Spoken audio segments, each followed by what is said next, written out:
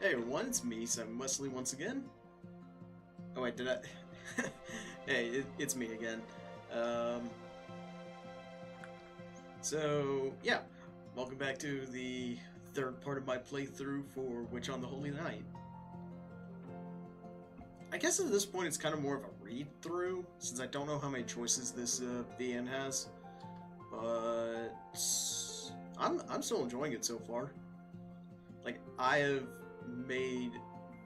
have done my best to avoid spoilers as much as possible. So I don't really know what's gonna happen.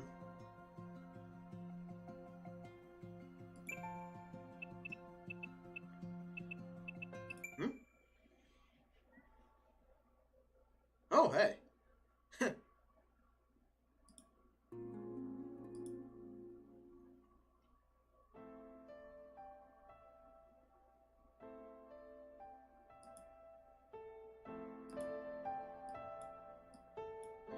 Okay, so.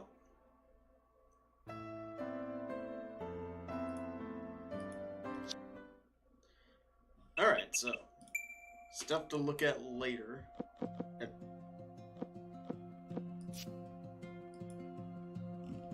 Huh?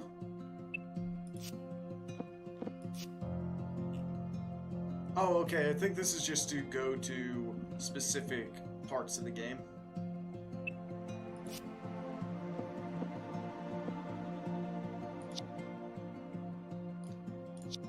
But, yeah. Last time we left off on, last time we finished up chapter 2, where Sojiro was getting, well, ran from some woman. And let's see where we are, and let's see where the next chapter takes us.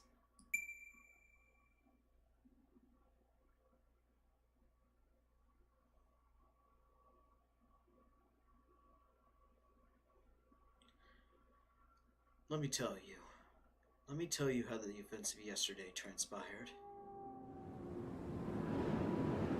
On moonless nights, you must never look back. Was it a lesson, or was it a warning? It was so very long ago. At the time, I could not have imagined what my very being, would become. One night, it came without warning.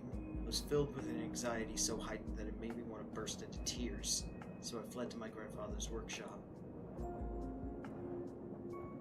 Unlike the grandfather I knew, he smiled and kindly placed his hand upon my head. Yes, the Red Death follows your every step. Rather than consoling me, he sent me home with only those haunting words. That night, I was certain that I sensed a shadow lurking behind me. Something, or someone, watching me from afar. Little by little, year by year, it drew closer. Eventually, the presence that once felt like a spot on the horizon grew so close that I could feel its breath down the base of my neck. Of course, it was all in my mind. When I turned around, nobody was there. But that night marked the beginning. In hindsight, I later understood that the indescribable anxiety I felt was the dread of certain death. Hey dido dido, the cat and the fiddle, the cow jumped over the moon. The little dog laughed. Okay, I didn't expect to hear. It has been years since I've heard this rhyme. And also props to the Seiyu here for because that was very well done. How much time has passed since that night? It lingered deep in the recesses of my mind, where childhood memories are kept. A faded storybook-esque memory. On dark nights, I still hear the faint echo of my grandfather's words. No matter how strong the wind may howl, or how entrancing the song of the girl next to me, I could never bury his ominous words completely. ご到着ね。 The girl was here. The girl beside me said. Alice's inflectionless voice spoke volumes of her role as the bystander. That night, there was only me and her. It was a night I would mark as the birth of who I am today. For what should have been quite the memorable night, it sure wasn't a promising start. Dense clouds blocked the starlight above like a black umbrella. Strong wind tore through the sky, carrying the heavy clouds with it. The hands on the clock in the middle of the park pointed skyward, as if reaching for the moon.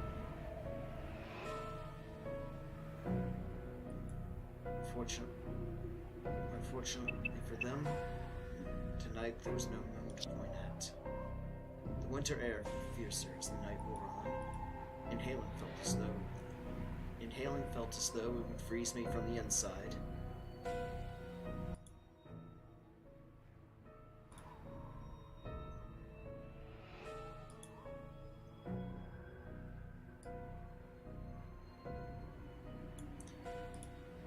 Sorry, just adjusting my... just adjusting the mixer real quick. The air chilled me to the bone, threatening to pass up my spine directly to my brain, to prevent my mind from being paralyzed, and to prevent my fingertips from becoming stone. I sparked a fire using my internal rhythm and emotion. 触覚を譲るわ。幸運ね。あの位置なら刻んでおいたウィスプが止まる。I responded to Alice with a nod, and then, for just a moment, I saw the ground. My legs quivered ever so faintly. I told myself they were shaking from the cold, but I wasn't so sure. In reality, they may not have been numbed by the cold, but by fear. I breathed a sigh of relief. My humanity must still be intact, my emotions are still present. Before I could sink into a pool of my own sentimentality, the sensations from the bounded field flowed from Alice into me. A transparent wall covered the entire park, an unrecognizable carpet rooted deep under the earth. Alice Kuonji's chants of the Mother Goose fairy tales permeated the night. Sensations became one with my body. I felt goosebumps on my quivering right arm. Someone had trespassed. Goosebumps crept up my right arm like ants, and slowly but surely made inroads for my heart. Holding back the desire to drive them out, I waited for them to reach a certain definitive position. A moonless night. The park's quaint streetlights were not enough to lift the darkness. The ants came to a stop. Far, far from my right arm, they had reached my very heart. Even without the aid of my sense of sight, I could see the intruder looking in the darkness. To starbound, the bushes about 30 steps back. On all fours, he was beckoning with his right hand. The enemy's movement and my perception of it were in lockstep. I spun around. The enemy's arm stretched out like a spear. This lethal weapon, aimed at the back of my head, brushed my hair at breakneck speed. With the omniscient awareness granted by Alice's ward, I managed to avoid it by the skin of my teeth. My hair fanned through the air from the violence of the attack. The strike grazed my cheek, and I felt a small but sharp pain.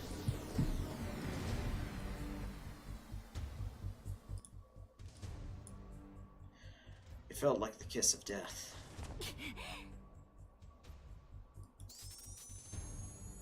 I switched the flow of my body's blood to a different cycle. Blood running through my veins at a few feet per second transmuted into an imaginary element. My body became a single circuit, and my heart transformed into a completely different engine. Within me stirred an unknowable motion of immeasurable heat, something mystic yet untapped by humankind, that made me who I am. It was the fire of life behind all miracles and fables.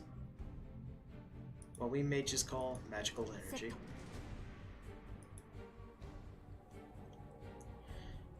I turned around, set the enemy in my sights, and held up one hand. My arm was the agent of my will. My lack of experience meant my magecraft would only be possible with the use of vocalizations and gestures. Magical formulae were engraved all over the park. All I had to do was ignite them. I needed to direct the flow of the magical energy within my body into each formula. Wait a second, so Sojiro saw... I'm guessing that this is what Sojiro saw. Alright. Typically, as a mage acts as a conduit, whether wired or wireless, the mage simply pours magical energy into the formula. Releasing this energy in the form of a projectile, stream, or any number of other methods would usually suffice, but in my case, it was the feeling on my limbs whipping out.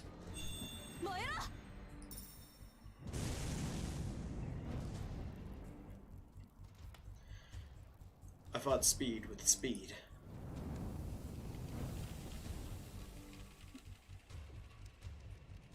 The enemy's arm, extended 10 feet forward, became engulfed in flame.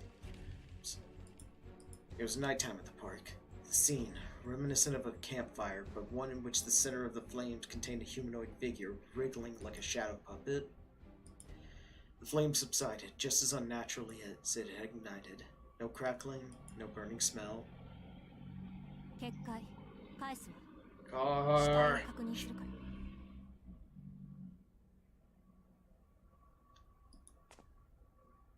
After telling this to Alice, I headed towards the motionless figure. I killed it. I killed it. I killed it. Regardless of who my opponent was, I just took someone's life. My throat parched. I swallowed the truth that without the sense of reality, I would have been helpless. So hard and bitter. Possible to swallow, but I tried to anyway.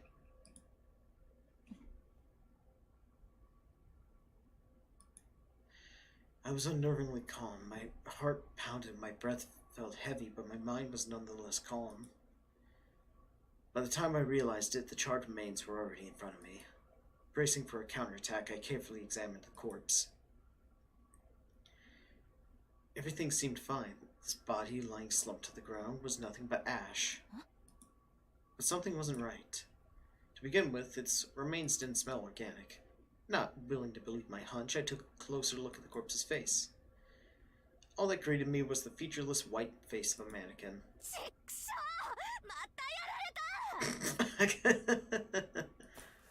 Screaming, I kicked the mannequin. The corpse crumbled to ash and disappeared with the wind.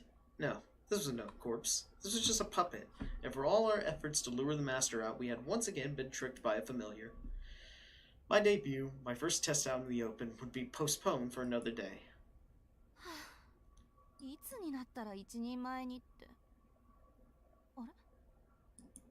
At that moment, I suddenly noticed something familiar in the corner of my eye. Something seemed strange about the slide on the other end of the park. It appeared as though its shadow were larger than it should be. Was I still drunk on the high of battle? It took me a second to realize what it was. Calling out was a mistake. Startled by my voice, the figure, wearing a familiar high school uniform, took a step back and then it broke into a sprint, like someone running for their life.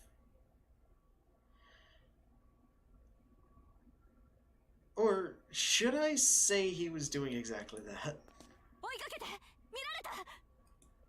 In a rush, I shouted to my partner, but she hadn't even noticed the third party's presence in the first place. Though it wasn't as if I could move by myself. Embarrassingly, the fight had taken more out of me than I'd have liked.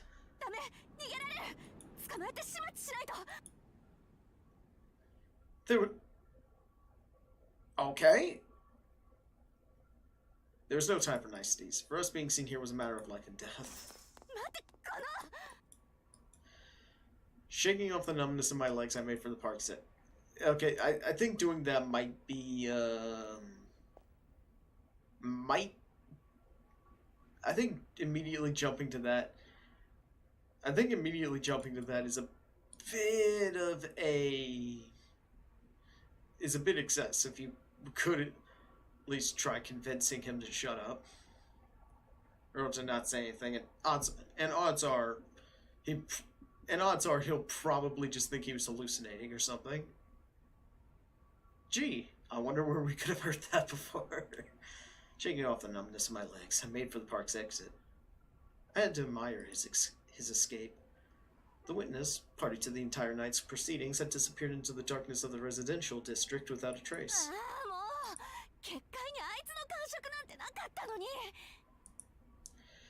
Complaining to myself wouldn't bring back the figure in uniform. Bitter of my own incompetence, I gave up the chase. Though temporary, the park had become Alice's woods. For anyone within a few feet of the park, other park-goers' identifiable features and voices became murky, like the stuff of fairy tales. Tonight's proceedings may have had a witness, but if our identities were still hidden, then this was still a chance.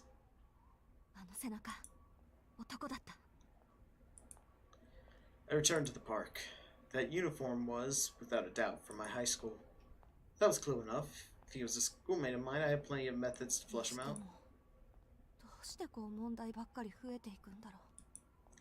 Amidst my grumbling, I set my priorities straight. Before some strange rumor spread, I needed to seal the witness's mouth shut. That was the highest priority, quickly and without mercy. Looking up, I saw Alice's previously distant figure. Though she was in as much trouble as I was with her existence as a mage also exposed, she had but one thing to say.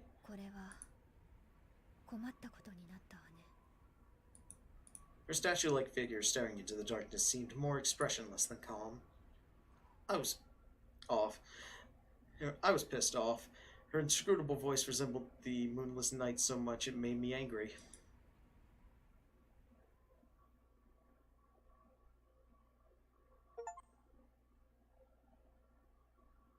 Wow, that was a short chapter 3. Wow. That only took us 15 minutes.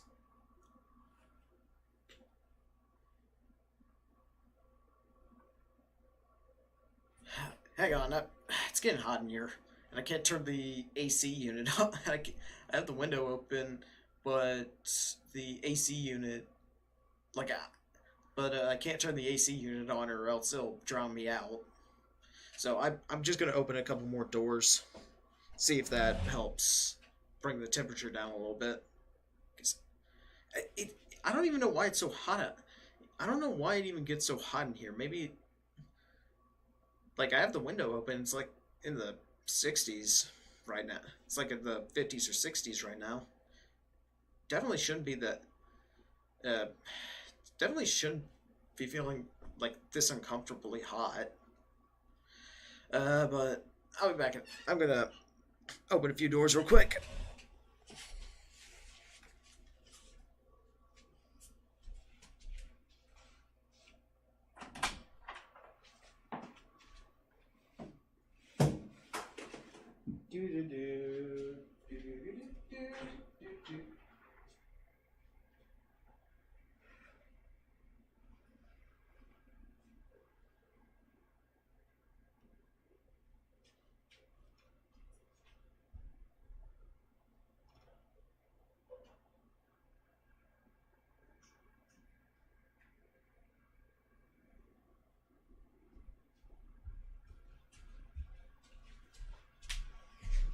Okay, I'm back. Yeah, I just opened a couple doors to see if that helped anything. Yeah, I don't know why it's so hot in here. Like, I have the... Maybe it's just a small... Maybe it's just because the room's small. But I think opening the door will help disperse the heat a bit. And also, that might actually be a bit of the problem with some of my computer issues at the moment, because this room's small. Well, and it probably just traps a bunch of heat in it. Actually, maybe we should test it. I've got like a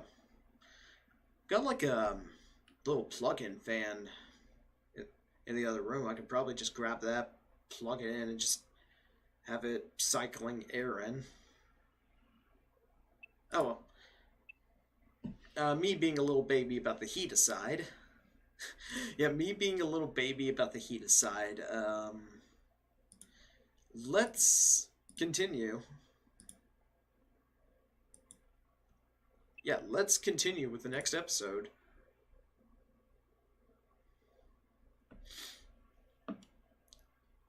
Blue's in her name. I mean, I am aware. There really isn't any other. Like, Blue's in her name. Yeah, Alco. Um, Pronunciation of blue in Japanese is Ao. Or at least that's one pronunciation. At least that's like the native Japanese pronunciation, I think. Because, a fun fact I didn't know about Japanese until like a few days ago when someone I knew mentioned it. Apparently, there are for most words there are two different pronunciations of each of them. Like there's the, and it comes from the fact that as a language, Japanese as a language took its writing system in a large part from from Chinese characters. So there are many words that have both a native Japanese pronunciation and a Chinese pronunciation. Pronunciation.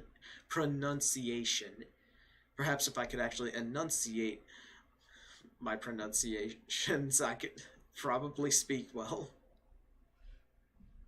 Anyway, yeah, and I believe, one of the ways of saying, or the Japanese way of saying blue is out.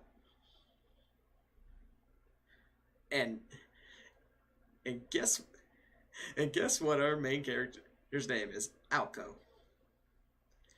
There really isn't any other way of saying this. I am a magician. Kind of like those witches in fairy tales who live alone in the woods and perform miracles with a wave of a finger. While the popular depiction of it differs from reality, it's closer to truth than you know. Though, just so we're clear, no, I don't fly through the sky on a broom. I cannot transform into animals or speak with small birds. Modern mages are nothing so fanciful. Our existence sounds unbelievable, but we're quite grounded. Though it may seem like we can do anything, we're actually majorly constrained. And while I still have a lot to learn about it, this is my real job. Sounds a lot more romantic than being a high school student, right? Naturally, this is a secret I don't just share with anyone. A mage must do everything in their power to conceal their work. That is the first and most important of the Association's 10 laws. Not that I'm tempted to let the cat out of the bag in the least. My secret identity as an honors student is intact, and absolutely no good would come of me revealing my true nature. If anything, it'd only lead to more headaches. That's why I do everything in my power to keep it a secret. Of course, if I'd accomplished anything as a magician by now, then maybe I'd see it differently. I've fantasized about revealing my secret life's work to a single, special person when I finally make something out of myself. Yeah, it'd be pretty stellar to just confess one day. By the way, I'm a magician. That idea alone is enough to keep me from spoiling the big reveal, regardless of the Association's rules. My grandfather patted me on the head when I shared these thoughts with him. I don't know if that was praise or what, but I remember that his touch was gentle. I first learned that I would be succeeding my grandfather on the day I graduated middle school. When I returned home, there he was. Your elder sister left on a journey. From this day forth, you are the heir to the Aozaki. He said it in such a matter-of-fact way. I knew that the Aozaki family passed down this old tradition of magecraft, but to be honest, I never imagined I would be the one to wield it. Magecraft is supposed to be passed down to a single child. It was my sister's role to take the mantle, and I had no interest in dedicating myself to so many rules and routines. I planned to live a normal life. I had hopes and dreams for the future. I felt bad for my sister, but I was determined to live my life my way. And while I managed to do just that for a time, I was blindsided by a vicious counterpunch. Since then, I've been thrust headlong into a world I had only observed from afar. It was a hell of a way to start high school. But I suppose it wasn't all that bad, all things considered.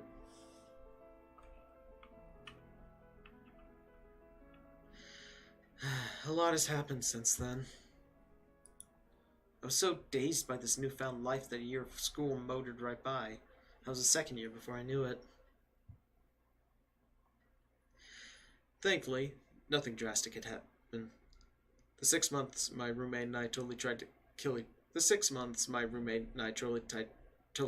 each other, notwithstanding. As it happens, I've got a natural talent at this magic stuff, so I've yet to have any hang-ups.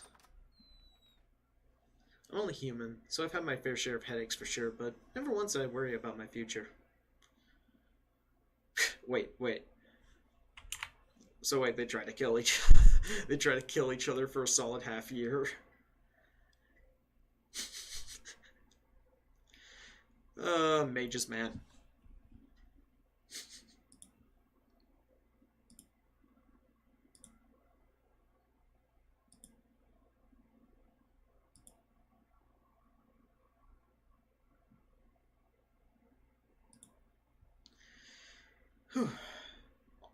Also, yeah, opening the doors is actually making the room the heat a lot more bearable.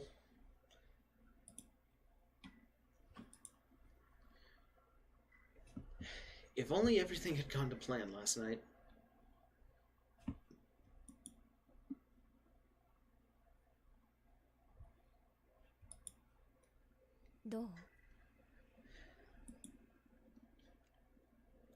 Alice Kuonji asked Aoko Elzaki the second she entered the room. Her dark eyes succeeded where her voice failed to communicate the gravity of the situation. Aoko took off her unflattering coat, hung it on the hanger, and sat down on the sofa. Alice sat across from her with a table separating them. そっちは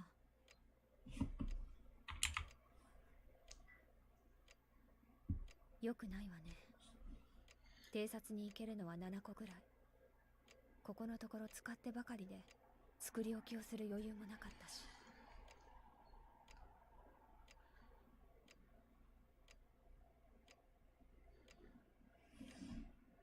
あの夜町を監視していた奴はいないの？町の偵察は完璧なんでしょ？そいつら。 Alice's gaze drifted from Aoko to the box on the table. それは昼間の話よ。夜間飛行は危険が多いわ。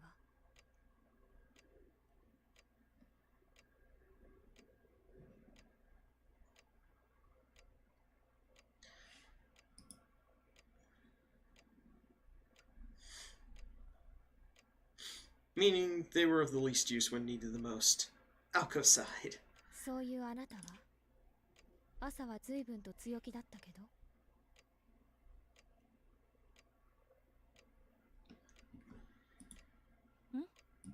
ああ、こっちは予定通りよ。明日までには絞り込めると思う。今朝、飛び丸にうちの生徒の自宅と行動時間を調べさせたから。あの時間に公園をうろつくやつはめったにいないし、簡単に割り出せる。そう簡単に行くの？行くわよ。伊達に生徒会に勤めてないわ。その程度のデータを揃えてある。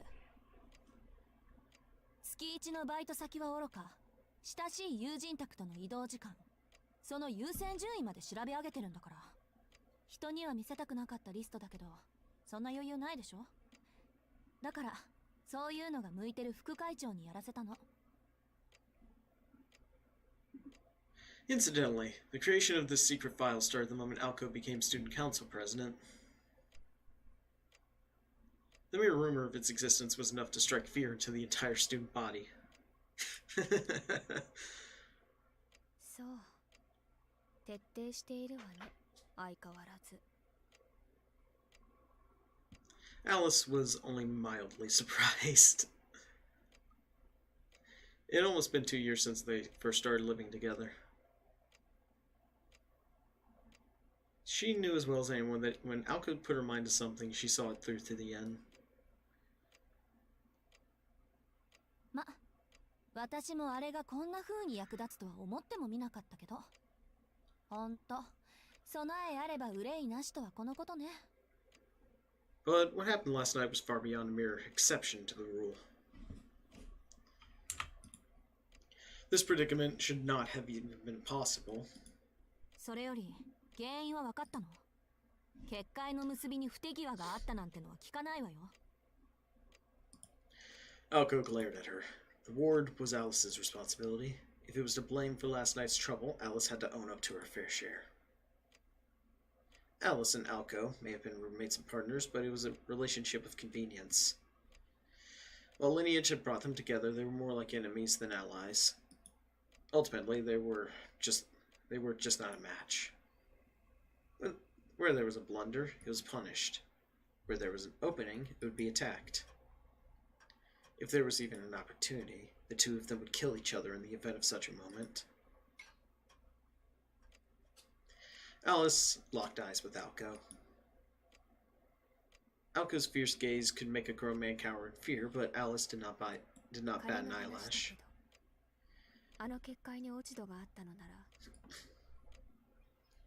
I suppose you're right, Alco agreed, as the question reaffirmed her trust in Alice. 結界のあり方は完璧だったのね。結界のあり方は絶対とまでは断言はできないけど。Alice answered as flatly as ever. A bounded field is like a sanctuary sealed away from the real world. Steps are taken whereby certain areas cut off from the outside world. There are various kinds of bounded fields. There are physical ones that close off an area behind a wall, and less tangible ones that use mirrors, mist, or trees to conceal that and less tangible ones that use mirrors, mist, or trees to conceal that which occurs within. However, when closing off an area to the outside world, you cannot avoid communicating the abnormality's existence. In other words, the area may be closed off to the outside world, but it is possible to hide the fact that it is closed off. In time, someone will take an interest in a sealed-off area, even if they cannot see what is going on inside. Some might say this is putting the cart before the horse. The ideal field would be one that was both undetectable and impervious to interference from the outside. That was exactly the kind Alice had generated in the park the night before. その場所に用があっても、今はないように思わせれば、誰もそこには立ち入らない。隠したい場所の周りに一時的な意識の改ざんを促す結界を張る。手間はかかるんだけど、アリスの鏡を使った一級品だし、途中で破れることもない。事実、入ってきたのはあの人形だけだとはっきり感じられた。これで完璧じゃなかったら。Actually, yeah, that is a good point. That is a good point. That is a good point. How do you actually see that, or how do you actually witness that? If it was if the bound field was if their little pocket dimension was that good. Also, mages are it sounds like mages are completely insane. 私もわからない。森作りに落ち度はなかったわ。森は数日かけて栽培したものだし、今まで通り信頼できる結界よ。Though Alice's words conceded the possibility, her eyes expressed her confidence that she had overlooked nothing. 参った。こうなると、一番いいのは、あいつが人形使いだってパターン。問題は、侵入した時の違和感をどうやって消したかってことだけど。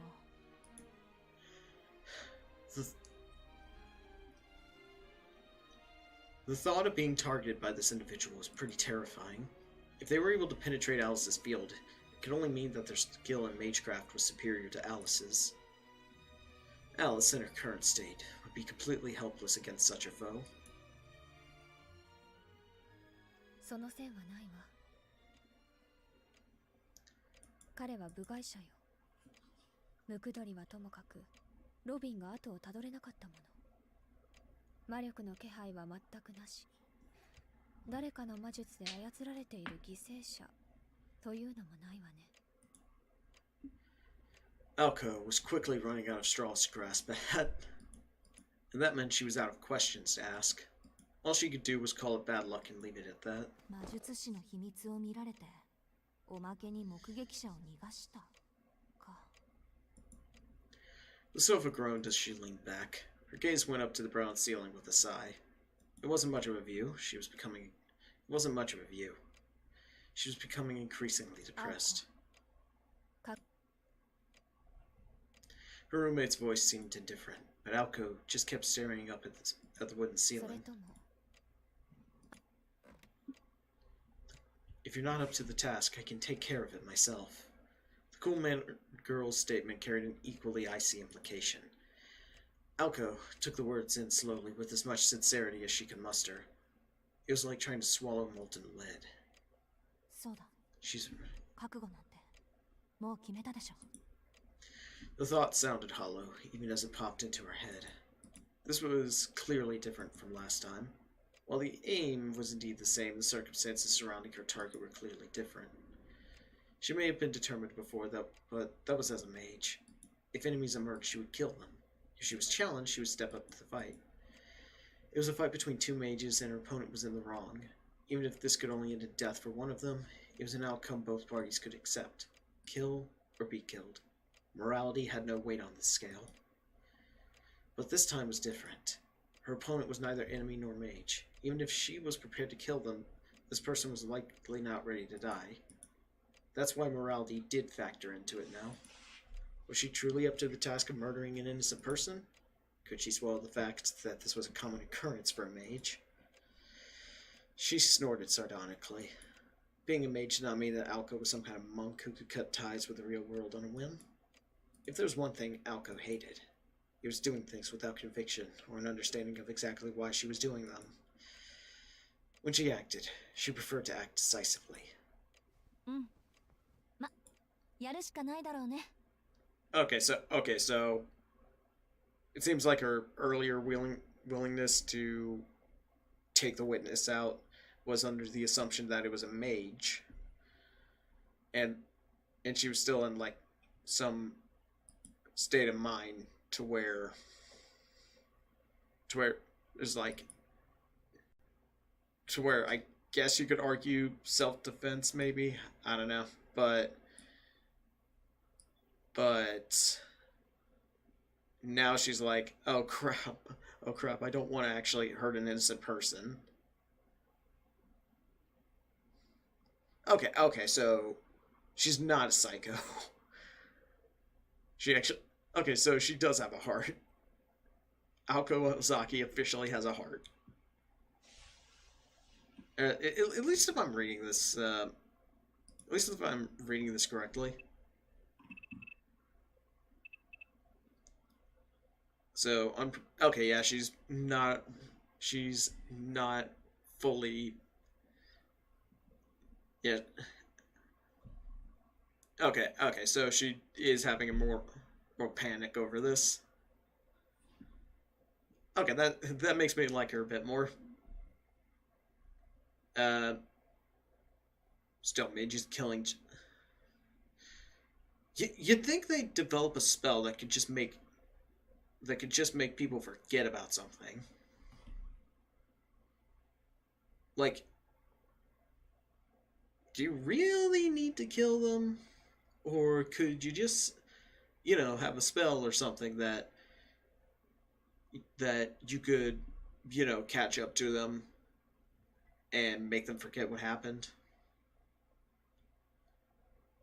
But then again, there are enough, I'd imagine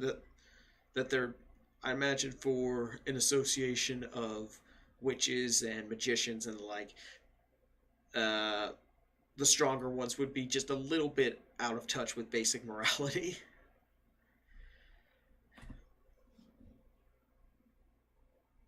As she said it, she got up from the sofa, having had her fill at the ceiling for one day.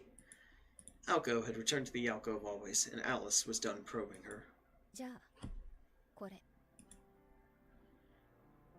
As if to reward her, Alice produced a small bottle. It fit neatly in the palm of her hand.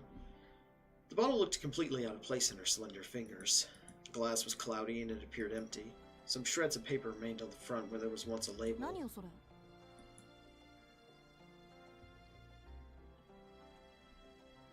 Alco stared at the bottle suspiciously. Huh.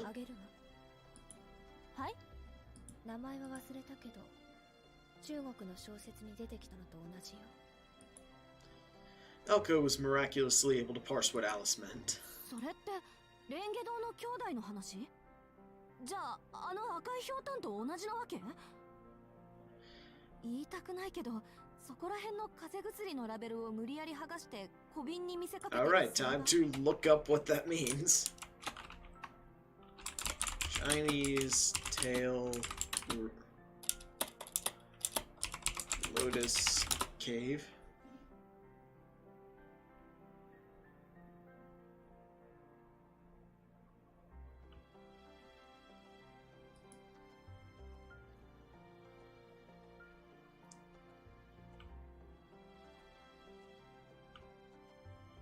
Okay.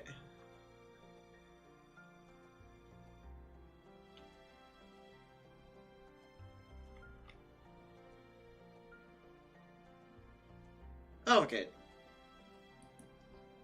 Interesting.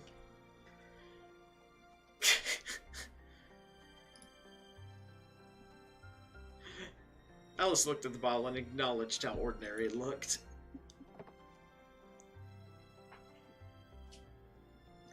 She also understood that she would not be the one using it as she set it on the table. 赤いひょうたんじゃなくて陽子玉の常瓶の方。そういう問題じゃない。私は魔術師としての雰囲気を論じてるんだ。些細なことを気にするのね。せいろがんの瓶じゃないだといいと思うけど。or I suppose a bottle of sugar-free Haribo gummy bears. I remember hearing some of those stories when I was hearing some of those online posts when I was a lot younger, and I remember dying laughing. My sense of humor was really something when I was younger. Also known as completely immature.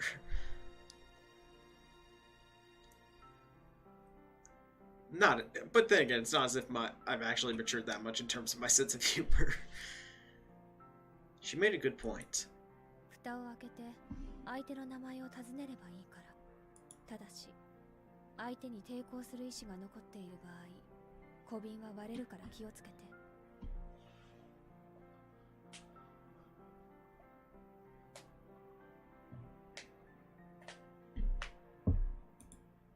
Elko raised her eyebrows.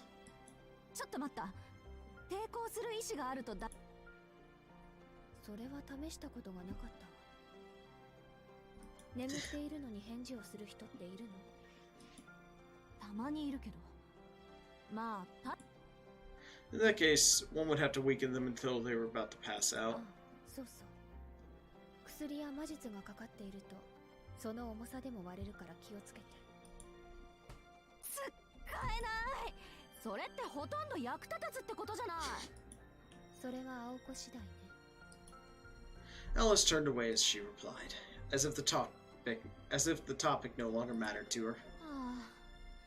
アリスがこういう小道具好きなのを知っ。Elko asked, hoping Alice would deny it. 多分。それでどうするの？Without answering, Elko dithered a bit before taking the bottle and putting it in her pocket. She figured she might be able to find some use for it.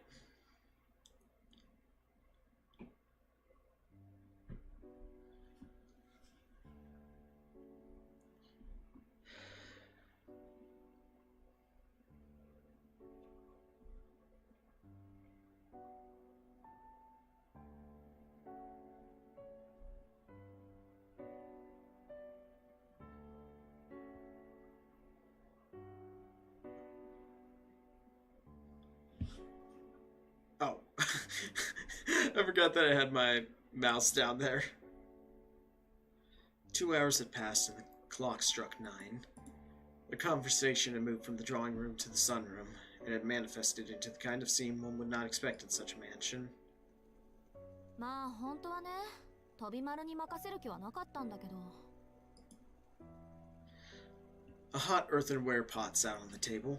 Elko Alko spat out complaints to no one in particular as she plucked food from it with her chopsticks. Tonight, they were eating a traditional Japanese meal that looked out of place in this mansion. When it came to kind of Japanese hot pot where all one had to do was buy and boil ingredients, it was usually Alko's responsibility. Alice sat across from Alko as she silently poked at the pot with a fork. 山城のやつが来るなり、しずきくんはまだ部活に入っていないから面倒見てあげてくれないかななんて言ってくるもんだからさ。The egg she had plucked was still as silky as a baby's bottom, so she returned it to the pot. She settled for the shirataki noodles instead. そりゃあのバカがバイトで忙しいのだからできるだけ春先までのんびりしてて、あんなのでも親身になってくありがとうの一つもないってのは。ねえ、聞いてるアリス。As if her mouth was full, she simply nodded in response. Her expression stated that she had no interest nor opinion on the matter, but she at least appeared to be listening. Satisfied, Alko nibbled on some hanpin fish cake.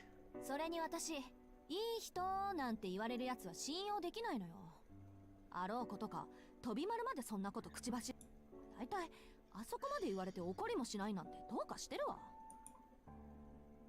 Her thoughts went to what had happened in the student council room earlier that day. She remembered how non-responsive Sojiro had been to her words. His unconcerned face alone was enough for her to swallow the rest of her hanpin without chewing it.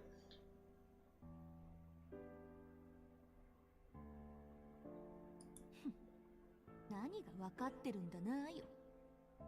He says, "Ha."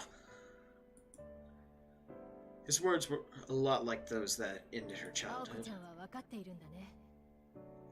それでも自分であり続けられるということはとても強いことなんだよ。Perhaps it was meant as a compliment, but she took it as a patronizing way to pity her, because the person who said it had acted like she was looking at a wounded animal. あんな変態の言ってたことなんて今さらどうでもいいけどさ。That episode might have made her the most confused she had ever been in her life. Yet what shocked young Alko the most was the look of minor grammar minor grammar mistake. Most was the look of pity on the face of the person she admired the most. The abrupt comment stopped her in her tracks. ごめん、聞いてなかった。Alice nodded. あなたの感想だけじゃ状況はよくつかめないけど、つまり青子はその人に喧嘩を売りたかったのね。 Alice bit into the very last hanpin. Her remark was unexpected but completely on point. なんでそうなるのよ。私はあんなのと1秒だって関わりたくないだけだってば。だいたいそれどころじゃないし、興味とか全くないし、会話もこれ以上ないってぐらい簡潔に切り上げたし。Tsundere. ならどうして今そんな話をするの？ Yeah, if you dislike him so much, why do you constantly talk about him? And why do you constantly talk about him? え、それはそのあんたに今日の調査過程を知らせてあげたのよ。What other reason could Alice be suggesting Alko had for bringing it up? It'd be several hours later in bed that Alko realized that she had dug her own grave. いいけど、ただ青子は本当にその人が嫌いな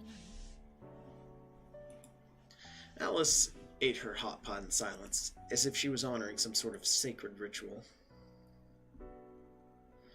Her face was as indifferent as always, but she was secretly enjoying how flustered Alko was. Alko remained oblivious to this.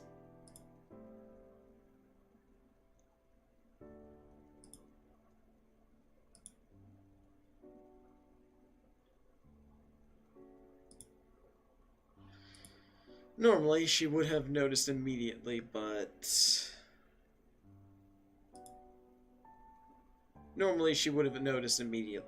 she was not quite herself at this moment. 本当にって、そりゃそうよ。気に食わないって何度も言ってるじゃない。そう、具体的には？は？具体的にはって、そんなのに理由なんて。She trailed off as she finally realized how disagreeable she was being. She could come up with no reason why. Her instincts had told her that she was incompatible with that hick. But why such a strong reaction? More than anything in the world, Aoko hated emotions without reason and decisions made with no rationale. 嫌いなものは嫌いなんだから、ちゃんとどっかに理由があるんだと思うけど。Tapping her chin with the her chin with the end of a chopstick. She became more flustered the more she talked. Unfortunately for her, she could not come up with a coherent reason to hate Sojiro Shizuki. It was not his fault that he had zero common sense. It was the fault of the environment he grew up in. In fact, it was admirable that he was trying so hard to adapt to civilized society. As clueless as he might seem, he was not a complete waste of space. If he seemed a bit slow, it was only because his gentle nature compelled him to think before acting. When one looked at everything objectively, the conclusion was obvious. As much as she was loath to admit it, he really was an unassuming do-gooder everyone. He really was the unassuming do-gooder everyone had him pegged as. Hey, character development. Hey, character development. Aoko realizing that she's being unnecessarily mean to a guy who's actually pretty nice. There was plenty, so she left it at that. No, the chopsticks she had been using came to a stop. She was getting very annoyed. An irrational hatred burned through her head. Unable to come to terms with her feelings, she desperately tried to analyze Sojiro, but her mind only went in more circles. Alice fixed Aoko with a deadpan stare. A small sigh.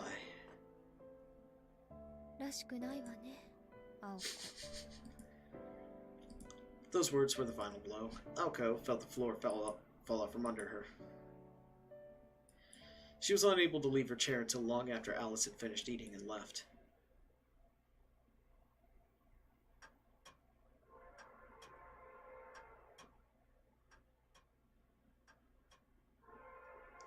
However, even after getting knocked down, Aoko Ozaki was not one to be kept that way. She made short work of clearing up after dinner, and after conceding the first bath of the night to Alice, left the drawing room. Since it was customary in these sorts of mansions to turn the lights off when leaving an empty room, the only lit areas of the house were the drawing room and the two girls' bedrooms. The upstairs were enveloped in darkness. Aoko briskly made her way to the deepest part of the east wing along the long corridor, illuminated only by the light of the moon, and arrived at her room. 結論として、やっぱり騙し討ちは気に食わない。She had been considering this on the way down the corridor, perhaps ever since she left the drawing room. The moment she entered her room, she drew her proverbial line in the sand. やるにしても隠れるのはなし。正面から堂々と。This was not a concession driven by feelings of sympathy or compassion. For her, this was simply the way things ought to be. よし。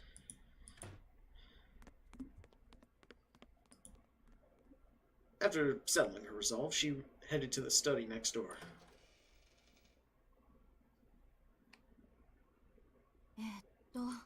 木曜棚の当時欄、緑の背表紙とは。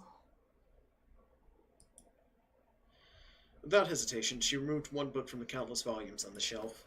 The introductory textbooks transported here from the Ozaki residence were separated into 6 shelves, labeled Monday to Saturday. Aoko had organized the books by topic, genre, and purpose, and had more or less memorized exactly what was in her personal library. Referencing any of this material took her no time at all. It was to be expected from the keeper of the study, though this keeper's fiefdom was nothing more than a small room. Both Aoko and Alice had given up all hope on the cluttered mess of a library in the annex. Nevertheless, on occasion, Aoko would have no option other than to give Alice a heads up and visit it when the study did not meet her needs. できればそれは避けたいところだけど、と。Aoko placed the thick green book down and took a seat. The desk she sat at was sturdy but uninviting. It wasn't the sort of furniture girls her age grew attached to, but she liked its minimalist elegance nonetheless.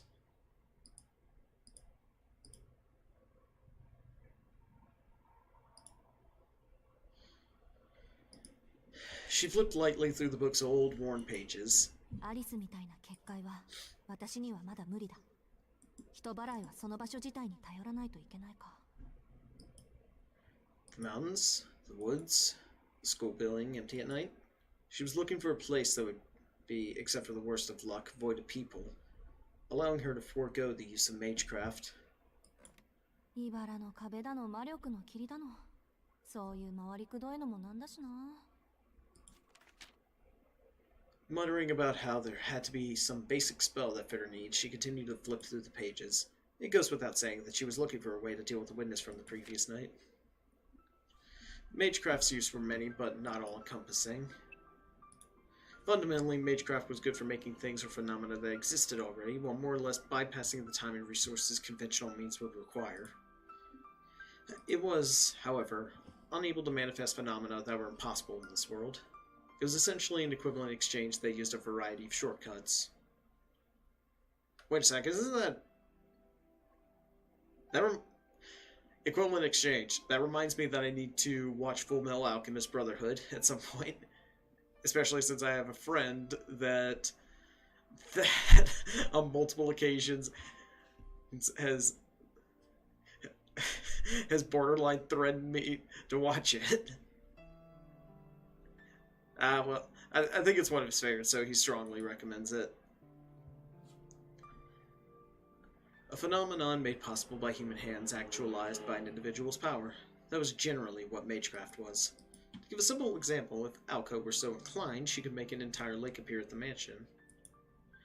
However, it had to be something that existed within this world.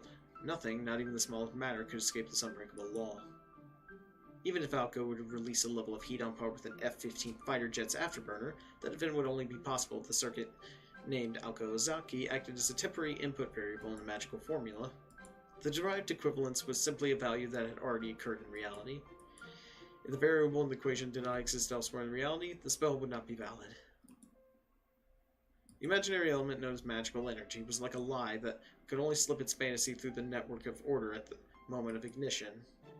Giving form to the non-existent, illusions invading reality, was something the universe did not allow.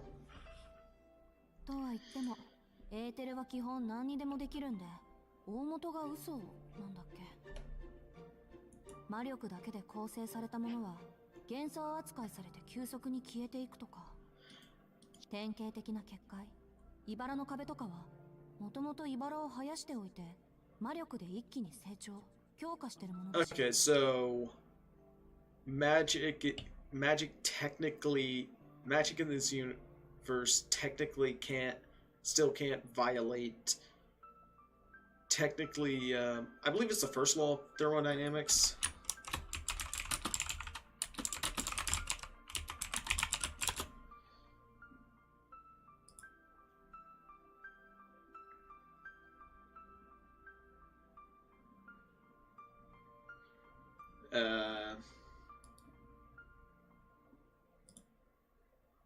Yeah. Oh, no, technically, it's energy that can neither be created nor destroyed, only altered in form. That's the first law of thermodynamics, but... Okay, yeah, so magic in this universe can only cause events that are technically possible. Technically or theoretically possible, but the impossible is still impossible. Like, you can't just, like, I guess you, like, can't just create something completely new out of thin air. Like, you can't create matter.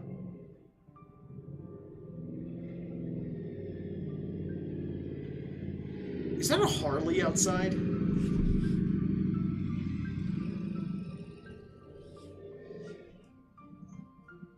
I could see that it was...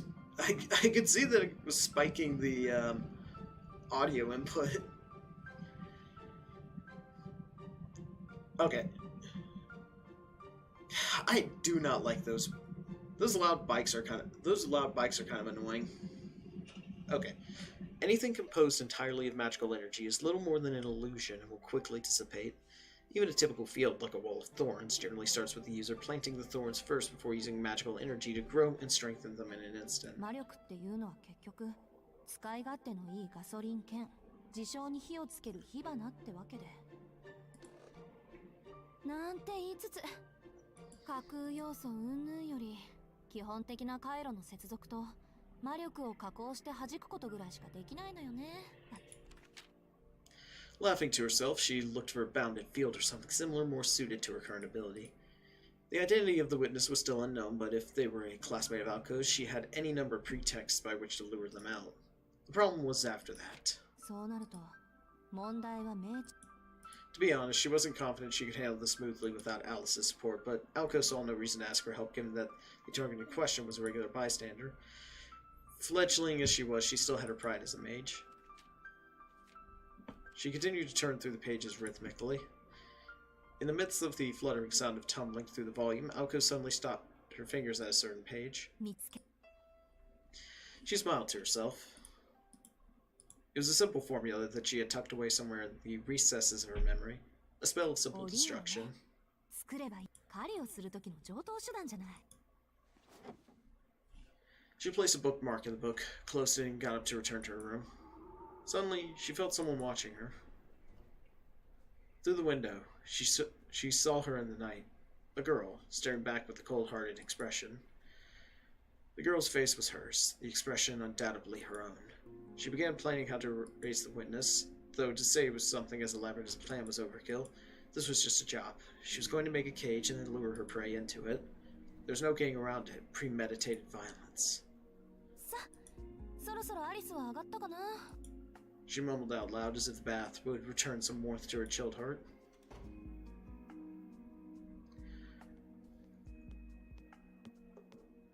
About 20 minutes had passed since she gave Alice the privilege of using the hot water first. Alice tended to bathe quickly, finishing well under 10 minutes. Her roommate was the type that could not understand the spirit of the bath, treating it as nothing more than a necessity for looking after one's body. Honestly, yeah, if I take a...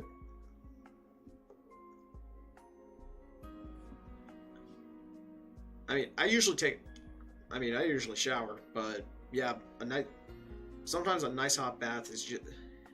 Yeah, sometimes all you need is just a nice hot bath to relax. For Alice, the concept of staying at a hot spring and inn sounded more like a chore than anything, though in this regard, Alco had to agree. よし、浴場はカラッと。 It was unusual for Alice to sit in the drawing room right after her bath. On nights when she had nothing to discuss, it was her style to return directly to her bedroom. アリス、い Alice nodded. With no book in hand, it appeared that Alice had been waiting for Alco. そういうこと。私もしょうがないな、ほんと。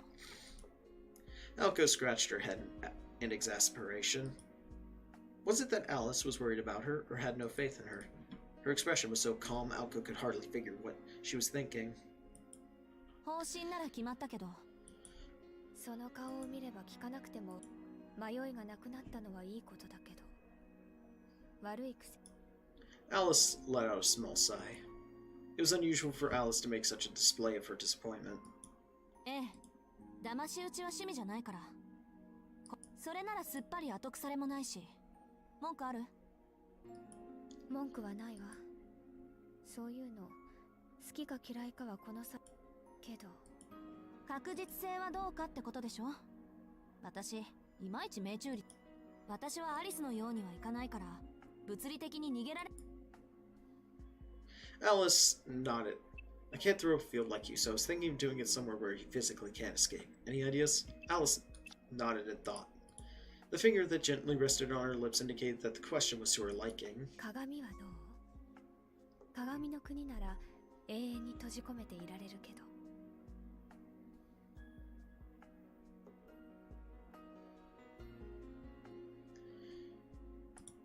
あんた、そういうところ常識ないわよね。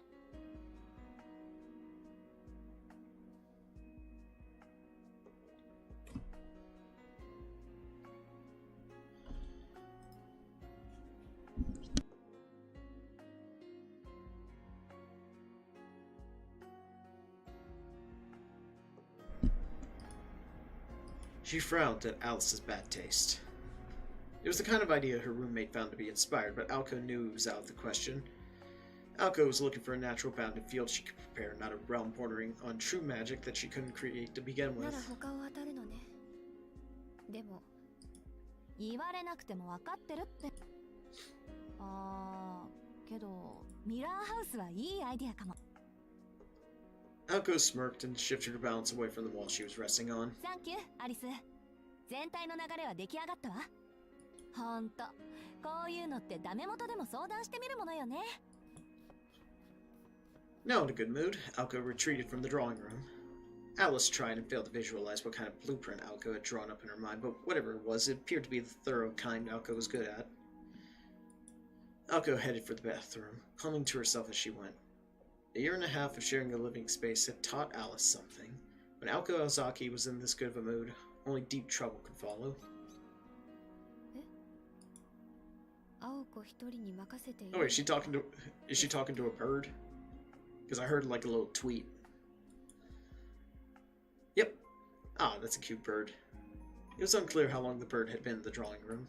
Chirping at Alice, the robin-like bird pranced across the furniture as if it were its property. そうね。彼女が The girl in black raised her arm. The bird, chirping once again, alighted on her outstretched, affectionate finger. 嫌な話だけど、信頼と信用はまた違う話よね。Not necessarily, depending on whose definition you take. Trust and faith are two very different things. Not necessarily, depending on depending on what definition you use. The bird puffed out its stout chest in agreement, and Alco was none the wiser to her roommate's rather unsettling comments.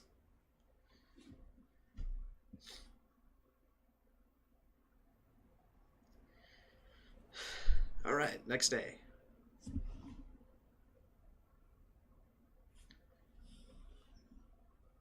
The following day was a typically overcast one. The day's classes ended as they had started, uneventfully. Winter break was just around the corner, and with it, final exams.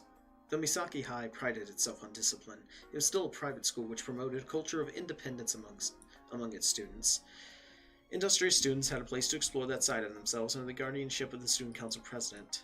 More easygoing students could spend their time after school as they wished, as long as they were mindful of personal responsibility. The fact that the poster boy of independence was the student council vice president indicated just how vast the spectrum was.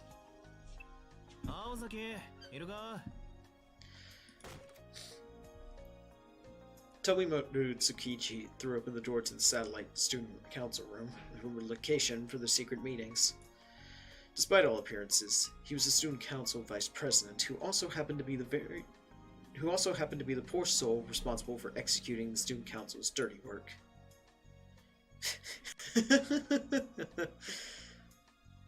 One person was waiting for him in the cramped room. Student council president, Alco Ozaki, sat imperiously in a folding chair, glaring at Tobimaru in his boisterous entrance.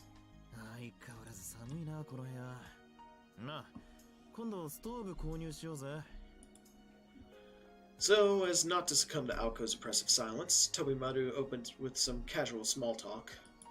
お疲れ様。ところであんた、何しに来たのか分かってる？まあな。ただ、事務的に話すのって寒いじゃねえか。 Okay, yeah, I think she's using the more polite form of Japanese here. 少しぐらい世間話でもしねえとつまらねえだろ。Tobimaru closed the door and sat down across from Alco. He was holding a blue envelope. こういう時は無駄口は叩かない方がいいわよ。なんとなくプロっぽいでしょ。なる。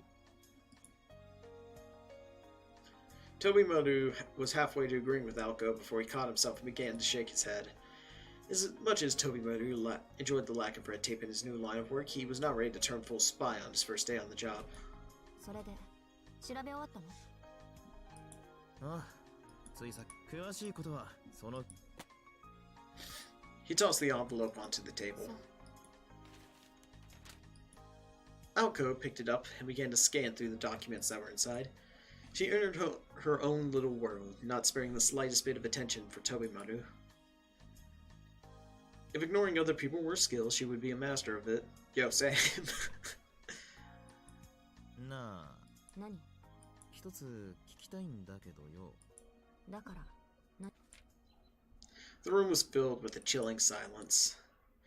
Alko continued reading without an ounce of emotion upon her face. Though Tobimaru kept up an air of indifference, his stare remained fixed intently on 野崎 her. そういうの作って楽しい？楽しいわけないでしょ。こんなの作ったところであんまり使う機会なんてないんだから。そうか。ならいい。 Whether or not he was convinced, Tobimaru stood up from his chair with a disappointed expression. 最後まで読めばわかるだろうが、あんまり確証は取れなかったぜ。というより、一昨日あの辺りにいた生徒はいない。 No longer concerned over his task, Tobimaru headed toward the door, as if to say it was out of his hands. と、そうだ。そういえば、一人だけ該当しなかった奴がいる。季節外れの転入。 Alko raised her head ever so slightly. He was right. The recent transfer student was not included within the scope of her そん investigation. なわけで、まあ、あいつならいつだろうと遅くまでバイトだろうが。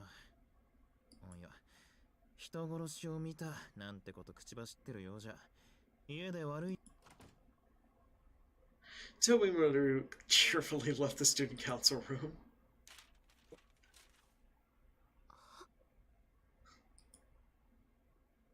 Simultaneously, Alko felt her fingers go numb, and the documents she was holding spilled all over the table. そんなまさかね。 She broke out into a cold sweat and tried to tell herself that there must be some kind of mistake. However, the uncomfortable feeling in her gut would simply not go away. Perhaps because her intuition was almost always right at times like these. バカらしい。 And yet, she knew what she had to do. She would not have hesitated to kill Tobimaru if he had been the witness, but what if it was who she was thinking of? Just considering the possibility caused her blood to run cold. Alko put her forehead in her hands and began to brood. And then, suddenly... Let us talk choice. You will always be faced with choices. A virtuous fool and a wicked sage. You cannot save both. You must pick one. That is the freedom granted to you. 2 years earlier, Alko muttered the words offered by her grandfather the day she replaced her elder sister as his successor, and let out a sigh of lament. She laughed at her own intuition, but it was no joke. If only those words had never been said.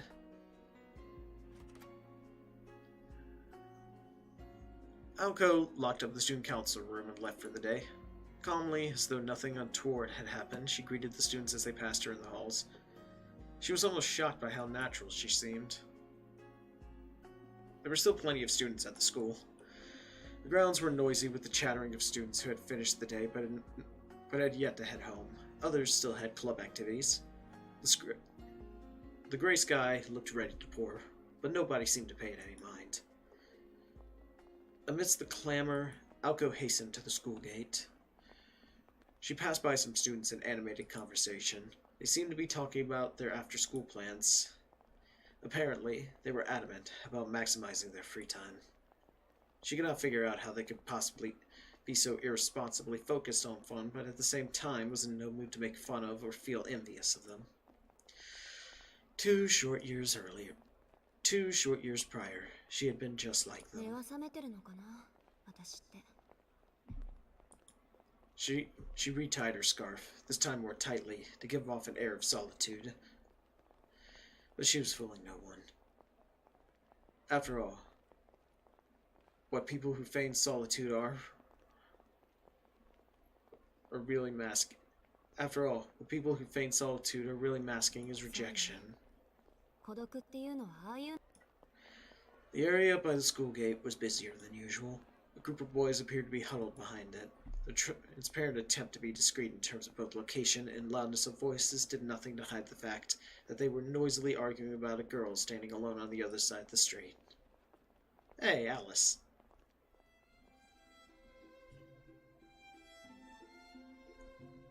The girl was cloaked in a black cape. At first glance, it could have been mistaken for normal attire, but those from Misaki could tell that she wore the wore the uniform of a prestigious girls' school. Said school had no connection to Misaki High in any way, shape, or form. The two schools were miles apart both physically and spiritually. A member of that school's student body was a rare sighting, as the majority were forced to live in the school dorm. Rain Girls Academy had a reputation as a school for princesses. It was rare indeed for one to be slumming with the common folk. That alone would have been enough to cause the ruckus among the boys, but this girl looked the epitome of class. One could not help but describe the standing figure as charming. The way she silently, motionlessly waited was reminiscent of a meticulously composed portrait.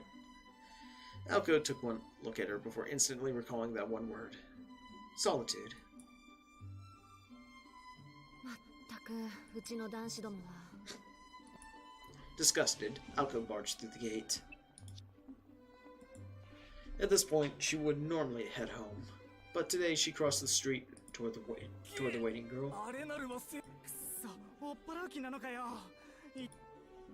てか怒られるのあの天使よ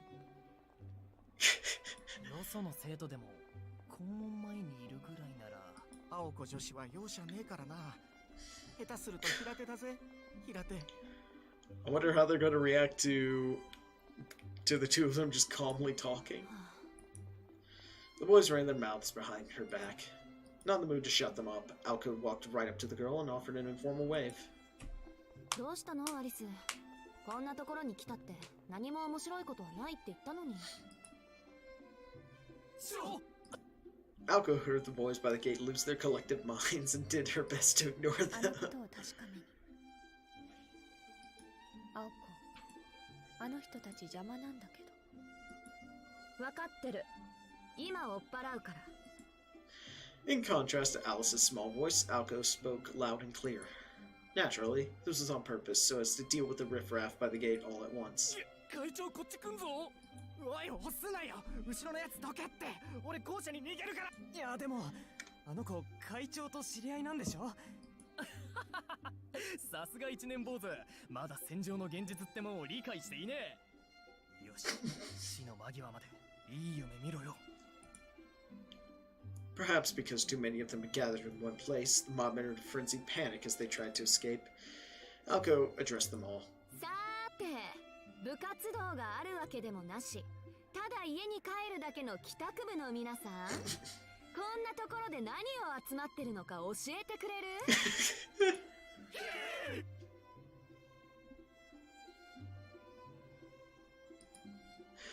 The student council president stared daggers at the boys. 何しろ試験前だもの身になることなら私も教えてほしいけどまさかガン首並べて女学院のお嬢様を眺めてただけなんてことはないわよね声をかける勇気もなくて眺めてただけなんてことは Not one of them was brave enough to admit that this hit the nail on the head. If any of them had such courage, they would have already been chatting the young lady up. いや僕教室にちょっと忘れ物こんなオチならダメ元で玉砕天文部に行って双眼鏡借りるのどうだ屋上から丘を賜るとか天文部にそんなのねえよあるとしたら野鳥同好会じゃね Yeah, the astronomy club would have a telescope, and I think that's a little too powerful for a bunch of idiots trying to stare down a girl. それ先月会長が潰したじゃん鳥めでてる暇があるなら彼女作る No maidens. ああ彼女作れですくそじゃあな会長 And with those oh so charming remarks, the boys scattered with their tails between their legs. 楽しそうね青子 You seem to be enjoying your. あわかる Alko's response slipped out all too easily. In truth, there were not that many bad apples at Misaki High, で and dealing with them wasn't really that bad. ここまで出向くってこと結界に残っていた気配の識別はそう下校時刻から So she had been here for roughly an hour. Staying in the same place for an hour would be taxing for someone as sensitive to the cold as Alice. 悪いわね、無理させ。別に好きでやってることだから。 As she spoke, her black eyes were fixed upon the gate and the students passing through it. She had likely been observing the gate in this manner for the past 私を hour. 待ってたわけじゃないんでしょ。今、 Alice nodded in assent. If Alice was still here, it meant that she had not found the witness yet. If she had found the student, Alice would have already gone home ahead of Alco and began to research the student's background. 私の方はダメだった。 She reported the results of Tomimaru's investigation. Alice remained silent. With that, the conversation ended, leaving the two to silently endure the freezing wind. The silent stakeout dragged on endlessly. Students continued to pass the gate, each shocked at the sight of the unusual combo, and head home. After 20 minutes, Alco let a sigh escape her mouth, perhaps from boredom, perhaps from the cold, or perhaps from both. ねえ、アリス。帰り黎明に寄ってかない？ Alco quickly turned to Alice to catch her reaction. Dawn was the name of one of Alco's favorite coffee shops. Offering no clear indication as to whether she was critical of Alco's blasé attitude or agreeing to her whims, Alice's gaze shifted ever so slightly. Alco followed her stare. あれ、青崎も待ち合わせか? Oh crap. The sudden voice took her off guard. There was only one person who spoke with this gentle, good-natured tone. そう。やっぱそうなるわけか。 Turning her back to Alice, Alco moved her focus to the newly appeared student. それで、今日は何の用？ All politeness flew out the window. Already in a bad mood, Alco's mood plummeted the longer she looked at Sojiro. The subtlety of her expression, however, was lost on him. いや、これから駅前で水泳部の部長と待ち合わせなんだけど、そのことでお礼を言っておきたくて。She complained about him not saying thanks earlier, and now he said thanks. Well, that was completely unexpected. Thanks. Joining a club. Alco had a hunch that he was about to say something brainless. ふーん。お礼ってお礼参りってこと？ Fortunately, Sojiro was completely unaware of the more sinister implications to the word payback. よくわからないけど、ただ水泳部は夏までそう忙しくないって話だったから。 Sojiro was just about to thank her for recommending a club that would not take up much of his time when Alco cut him off with an expression of 当然でしょ。幽霊部員になりそうな生徒なんて紹介できないから。忙しいあなたでも務まりそうな場所があったから口に出しただけよ。 なるほど。 His open admiration for her sapped Alco's will to fight. Finding a suitable club and negotiating with its captain hadn't been an efficient use of her time at all. とにかくお世話になったから、それで礼を言っときたくて。 Sojiro gratefully tipped his head, but not before the flustered Alco stopped him. よしてよ。今あなたにそんなことされても迷惑。それで、水泳部はどう？やっていけそう？ An awkwardness infiltrated her previously sharp gaze. Sojiro was able to pick up on the odd change in her behavior, but could not divine its reason.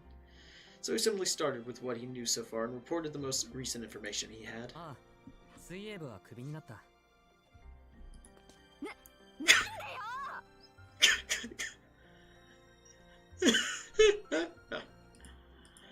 Alco instinctively shouted at the unexpected response, like a human jack in the box.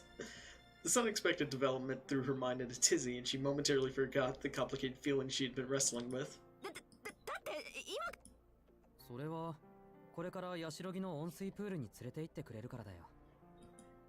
Sojiro stated this very matter-of-factly to the still reeling Alco. 話がつながらない。そこまでうまくいってるのに。そりゃ俺が泳げないからだろ。 Because I can't swim.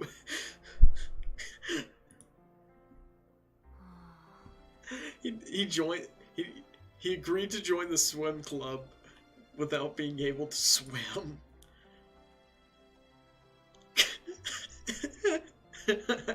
Okay. In all fairness, Alco's response to this is completely justified. At the very least for the moment, because why would you agree to join a swim club when you can't swim? Alco reached up with her fingers and pinched the bridge of her nose as she processed his answer. しずきくん、昨日の私の質問は覚えてる？走るのか、私の記憶は正しいけど、一応確認しておくわね。あなた、確かに泳ぐ方だって言ったけど。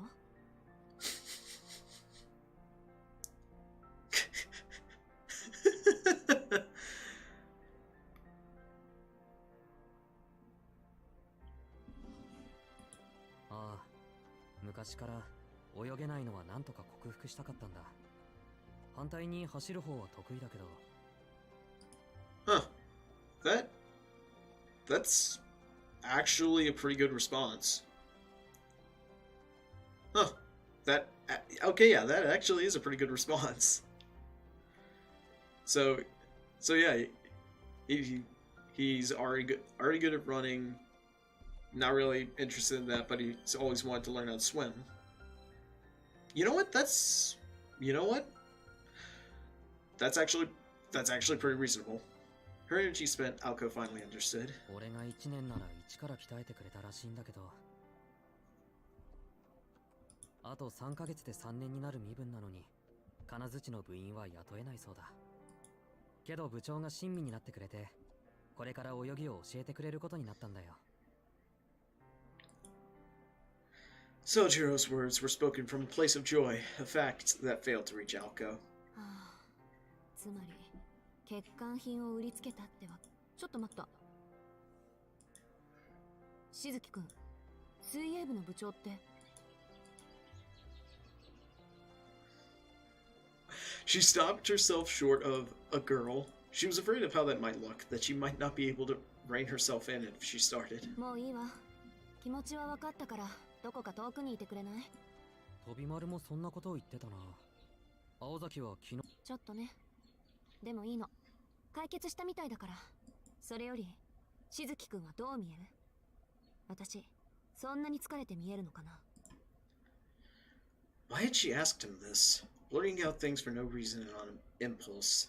This was not usual for Alco. Perhaps it was because she realized that this would be their last chance to have a normal conversation. After a few moments of contemplation, Sojiro conjured up a grin that cut straight through the tension. そうだな。疲れているというより生き生きしているように見える。仕方なく畑を耕していた狼が久しぶりに狩りに出ることになって。Okay, he's a lot more perceptive than I think anyone has given him credit for. He seemed so cheerful, like he was so happy for her. Without thinking, Alco's hands went to her cheeks. If what he said were true, then she was grinning from ear to ear. There was just no way she would have made such a mistake. とにかくありがとう。じゃあ、また明日。Perhaps still not comfortable enough to wave to her, he waved his goodbye with sincerity. He said his goodbye with sincerity in his voice and smiled, and took his leave. 待って。こんな話があるの。聞いてから言って。Alco called after him. Her voice was cold as she admonished herself for having been somewhat affable earlier. 意味のない例え話よ。そうね。あなたが空腹で死にそうな時、目の前に同じように空腹で死にそうな2匹の動物がいるとするわ。しずきくんに銃をあげる。それでどちらかの動物を撃って。右はライオンで、左は子猫。It was a fable-like moral dilemma, especially the way in which it was cruel and rather preachy, the kind that if you thought too hard about it, you would never find an answer. Sojiro answered quickly and calmly. いや、撃たないと思うよ。だって自分の好きにしていいんだろ。それにほら、空腹ならお互い様だ。He was not in the least bit fazed by the dilemma. He gave the most innocent response. So innocent, in fact, that it would give anyone pause. 長生きするわ、あなた。すごいセリフだな。そんなことを言われたのは多分君が初めてだ。 Adorning his face was a smile wholly out of sync with his comment. 何よそれ。 She regretted stopping him. If only she had just watched him go, this conversation would have never happened. Sojiro Shizuki made his way down the sloped street. Today, just like every day, he probably had to work late again. Only Aoko and Alice remained, with Alice doing what she could to simply blend in. つくづくこっちのペースを乱してくれるわね。 Aoko clenched her right fist tightly as she cursed out loud. Anything to prevent herself from screaming at the top of her lungs. Whether that scream would be directed towards Sojiro or towards herself was another matter entirely. Aoko heard Alice's soft voice behind her. Aoko knew what she was going to say, as she had known for the entire time. Ever since Alice, having shown no reaction to any of the other students, changed her expression upon seeing Sojiro. 言わなくてもいい。あいつでしょ、目撃者は。 Her voice was cold as ice. It was the voice of someone talking about a complete stranger. The lion and the kitten. There were pros and cons to choosing either of these animals, the point being that she had asked him to choose one of them. In terms of risk, the lion was the more dangerous choice. The instant the gun was pointed at it, there was a chance it would fight back. Those who chose the lion required more courage, but any sense of guilt that came with holding a gun would be forgotten. Lions were fierce creatures. Poor excuse to shoot an animal, perhaps, but one that certainly helped alleviate the guilt. But what about the kitten, the weaker creature? It goes without saying that the kitten would be the easier target of the two, but choosing it would be a disquieting decision for anyone. Even if the kitten had no chance to survive, it was still too senseless to carry out. And to Aoko, Sojiro was that choice. てっきり私もそうだと思ってた。 When she had felt that sinking feeling in the student council room, she ignored it. There was no kidding around what must be done, she told herself. Until, that is, Sojiro went and said what he did, causing her resolve to waver. But the discomfort in her chest did not stem from any guilt she may have felt. She could care less for Sojiro. He was weak and would be incredibly easy to deal with. Yet, for some reason, she could not dispel her reservations. A transfer student who moved to the city from the middle of nowhere, with no family to speak of. Few would notice if he were to suddenly disappear compared to a person of some renown. If she were to kill him, it would be as simple as wringing a cat's neck. And it all served to just piss her off. Wait, I could...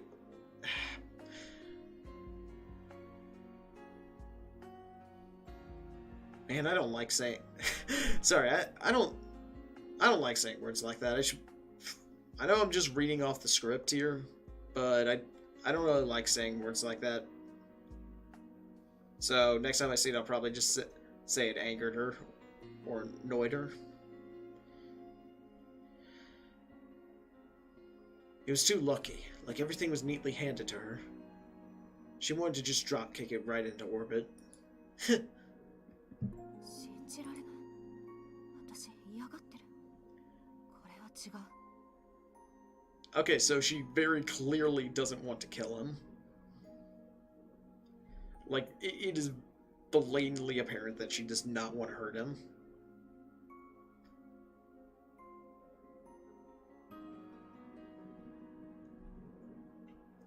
Especially since, yeah, at this point she's realizing, Sojiro is actually a really good guy. Is actually a real stand-up guy. And doesn't have a mean bone in his body. And I've already been treating him horribly this entire time. こんなの私じゃない。 Standing behind her, Alice heard all of the muttering. Nevertheless, she seemed to ignore it and said, 彼、首に布を巻いていたわね。 a wholly unrelated topic. Aoko returned to her senses. ええ。水泳部の首とかけていたのかしら。 Alice had put much thought into this, as if it had a deeper meaning to her somehow. そういえば、あいつ初めて会った時も首に布巻いてたっけ？襟を行儀よく締めてるから目立たない。 Actually, yeah, I noticed that earlier. I was thinking maybe he just had a neck injury. The conversation turned to idle nonsense, and though it solved none of her current problems, it did help calm Alco's frazzled nerves. サンキュー。落ち着いたわ、アリス。それと、ゼンは急げ。あいつが言いふらす前に。Pumped once more, Alco turned her back to the school gate. For now, they would not. For now, they would retire to their mansion and prepare for battle.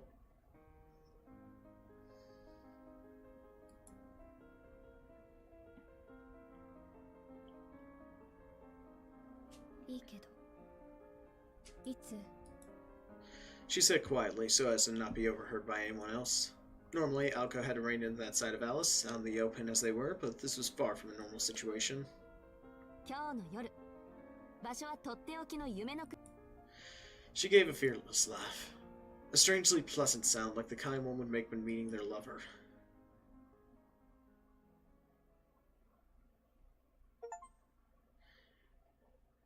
Night of the Witches 1.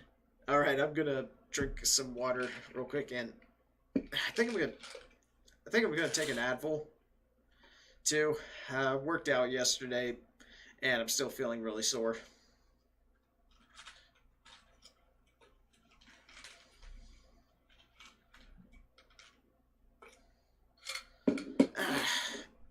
Yeah. Man, I'm feeling...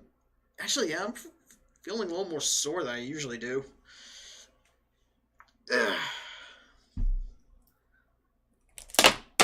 And yes, we're back with the 1 gallon jug of water.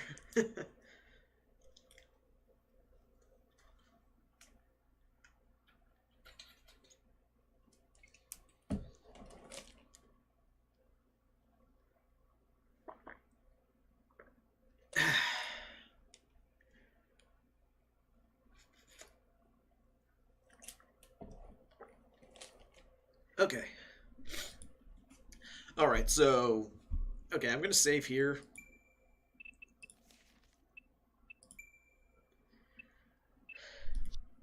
Okay, so... So far, yeah.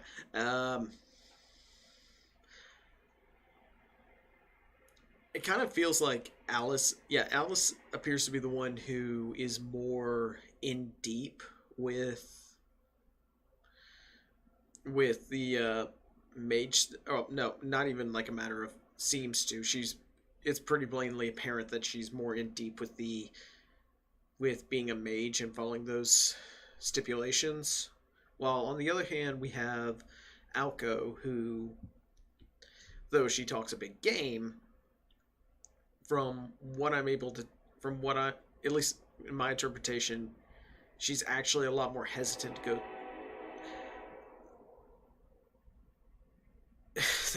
Another train. You know, I'm starting to think that maybe it's just another train coming by, ruining my own personal train of thought. Okay, I need to... I'm gonna check to see if I've got a pen nearby, because this is something I'm gonna have to note down for the future. Ah, here we go. Under some used model sprues is a single pen.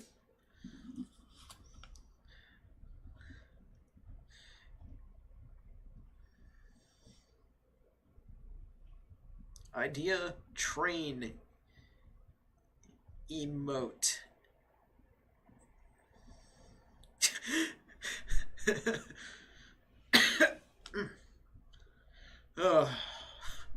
But yeah, Alco, despite herself trying to, Alco, despite herself, appears to be unable to really, and despite how much bluster she might be giving off, is going to find herself unable to actually go through with it,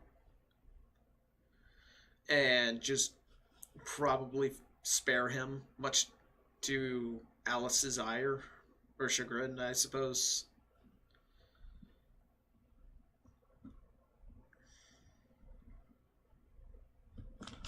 Okay. Also, yeah, opening the doors earlier actually has been helping. Actually has been helping the heat situation in here. So yeah, it was purely the fact that this is a solidly constructed building with decent insulation. Unfortunately, that's going to make things a lot more difficult in the summer. Alright. But yeah. Yeah, let's go with the next episode. Okay, yeah. Chapter 3 took like 15 minutes, and that one took like, almost an hour and a half. Alright, Night of the Witches 1. I think we'll end after this chapter.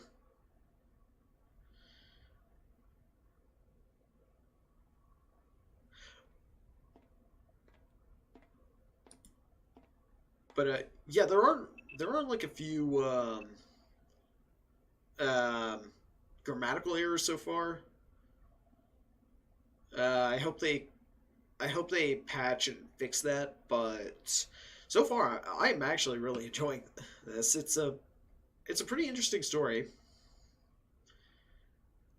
I really, despite how she acts, I do like Alko as a character. And I really want to see how she improves from here. Sojiro returned to his apartment on foot as per routine, under a blanket of clouds in the night sky. The rusty stairs of his apartment building clanged with each step. Out of the corner of his eye, he could see the bicycles parked by the apartment building's outer wall. He debated the pros and cons of a bicycle, how much easier life would be versus the expense, the convenience versus the necessity, but in the end decided one was not right for him just now. Clutching the bag of apples under his arm, he took out the key to his residence. He tilted his head in confusion.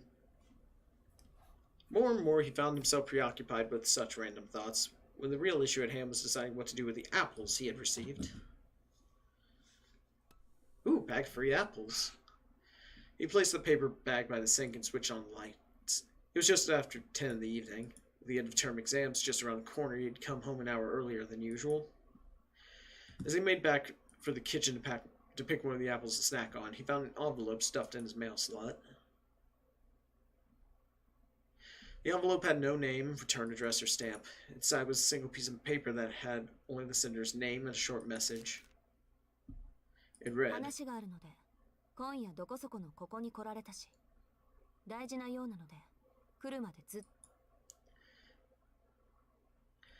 a concise set of orders, neatly written.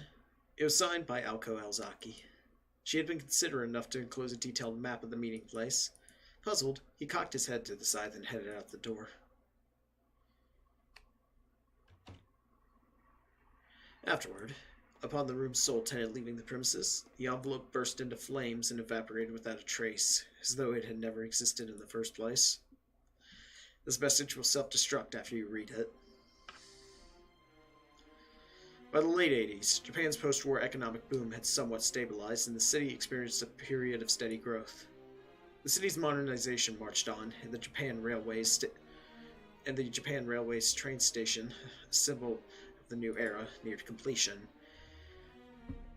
In Misaki's neighboring town of Yashirogi, a new symbol of its own was about to be born.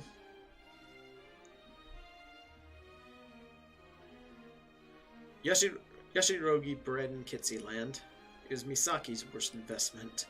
Years later, it would be dubbed the fool's gold of the economic bubble, a relic of a bygone age.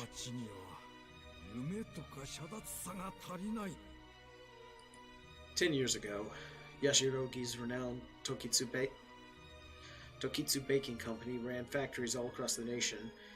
Its proprietor was a middle-aged gentleman, then age 56, by the name of Yorihiko Tokitsu, known affectionately by most as Toppan. He took it upon himself to begin development on an estate on the outskirts of Yashirogi and broke ground on a recreational wonderland that he hoped to be the pride of Misaki City. The long-awaited opening came in 1981. After 3 years of investment, this local amusement park, full of all kinds of hopes and dreams, began its short-lived tenure. It covered more than 85 square acres. Its magnificent merry-go-round dazzled all who passed through the park's gates. Its roller coasters twisted and turned about the edges of the park like a writhing Japanese dragon. Its Ferris wheels, packed beyond necessity with gimmicks, was said to have tested the limits of modern engineering.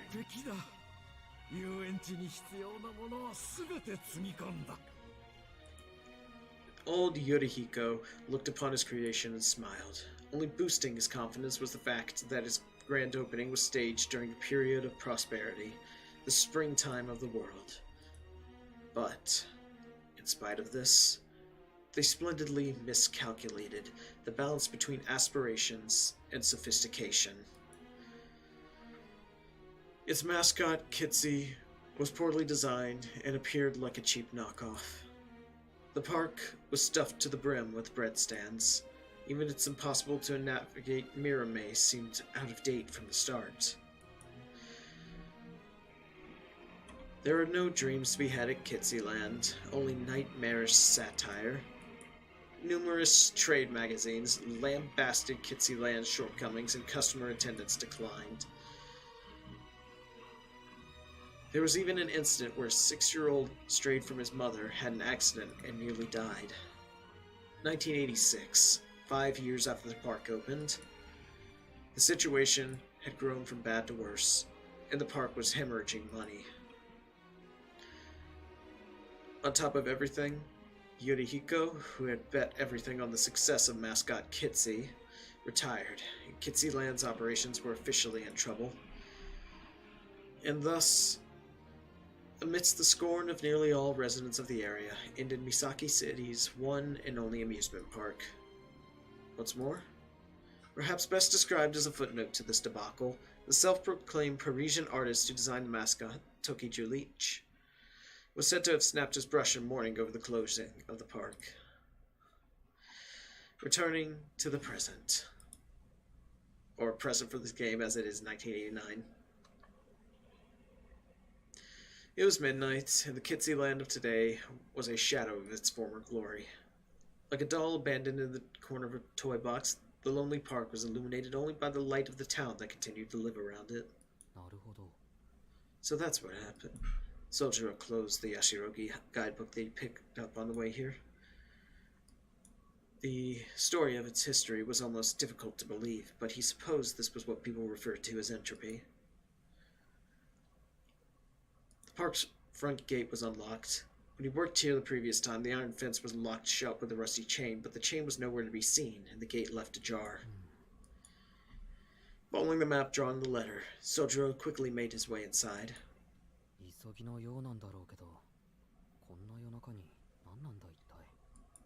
Sojiro complained, quite out of character for him. It was probably because, in spite of his naivety, even he knew that something was amiss. Though the park was abandoned, this was still trespassing, unlawful entry, larceny, burglary. These were certainly not things, or perhaps crimes, that Sojiro was proud to do. But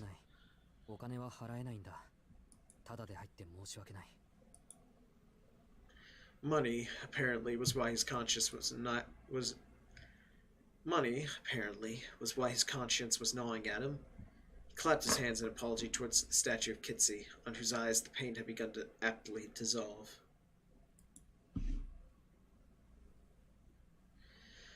Sojiro passed the mascot bleeding red paint from its eye sockets and began to walk the night park.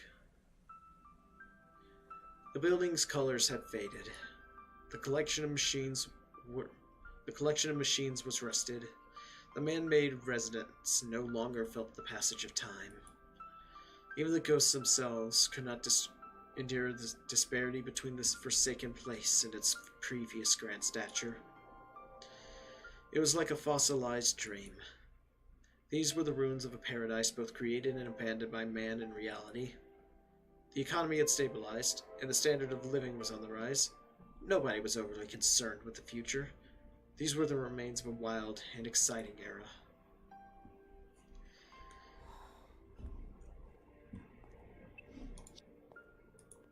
His breath turning to white wisps before him, Sojiro continued through the abandoned amusement park. Though void of human presence, this was not nearly as frightening as the darkness deep in the mountains. City suburbs can take many different forms, but Kitsyland was unusual for an amusement park in so much it had been built adjacent to a residential district. The park was surrounded by a forest, but even that ultimately was man-made. It was no different from the curtains on a classroom window. If you were to scale the iron fence encircling Kitsyland and break through the 20 yards of forested trees, you could make it back to the familiar townscape.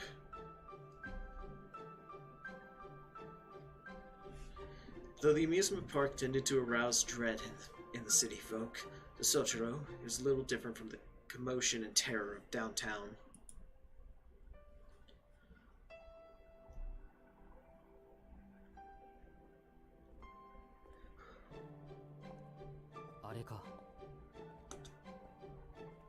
Okay, I really do like the art and like designs for this game. I think it has, I don't know, it has a, in my opinion, it has a very nice art style.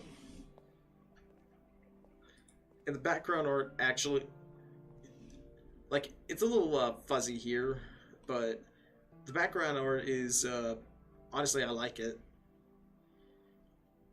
The central plaza was as silent as a grave. According to the map, the meeting spot was west of here. Waiting for Soichiro at his destination was a rugged, imposing, magnificent castle towering before the backdrop of the cloudy night sky. Even for an abandoned park, it was a remarkable structure. If the roller coasters and the Ferris wheel were loud, intense attractions, this was comparatively quiet and easygoing. It was one of Kitsyland's 3 iconic structures. In a way, the wicked fortress that guided this paradise on the path of closure. Generally speaking, amusement park mazes generally fell into one of 2 categories: labyrinths, which disorient visitors with their sheer size, and mirror houses, which disorient visitors with optical illusions. Many of a labyrinth's guests enjoyed the brief sense of adventure that it afforded. Over the years, however, it would be usurped by the ever-increasing thrills of new attractions. Such was the way of all trends, the curse of fads. The new must give way to the newer. On the other hand, the House of Mirrors was a time-honored, beloved staple. Even within the confines of a classroom's dimensions, well-placed mirrors and well-directed light could both perplex and delight its visitors.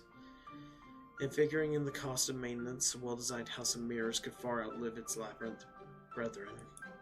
Even if both types faded into obscurity, they would remain a staple of what can constitute an amusement park. However, that didn't mean that combining them would produce double the fun. Together, they transformed from entertainment into an uncanny realm from which those who dared to step within could never leave. In a similar sense, Kitsy's Mystery Tour Castle was the park's very own otherworld. Indeed, 5% of visitors ended up requesting staff assistance to get out. Modeled after European castles, it was greater than a football field in length, and the interior was further split into 3 floors. 2 floors above ground and 1 below, lined with mirrors from top to bottom, equal parts complex and vast. The maze demanded at least 30 minutes, even from veterans. One visit was all it took to be struck by cataptrophobia. I need to look up that word.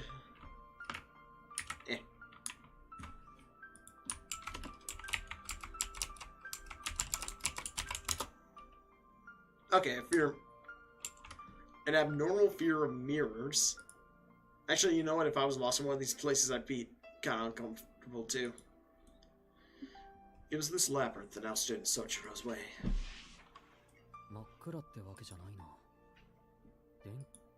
It seemed that Soichiro, unaware of what a House of Mirrors even was, concerned himself only with its lighting. He checked the letter from Alco once more. The letter read, "I'll be waiting in the first floor lobby of the House of Mirrors." That meeting place was definitely in here. There was something to see, by at least as he could just make out light faintly through the open doors. Putting aside his suspicions, he headed towards the entrance. The sound of his steps against the brick-laid path echoed faintly. He was far from the hustle and bustle of the city. park's clocks no longer made tick nor talk, and the winter's bite no longer blew in the night.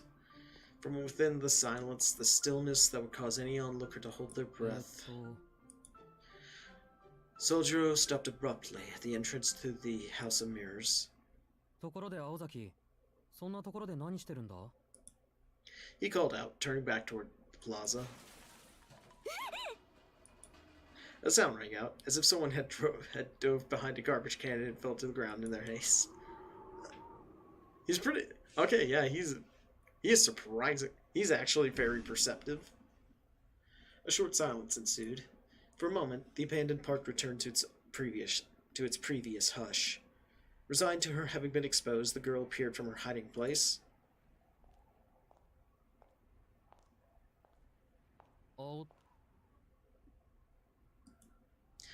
His voice died in his throat as he took in the sight of the girl's familiar.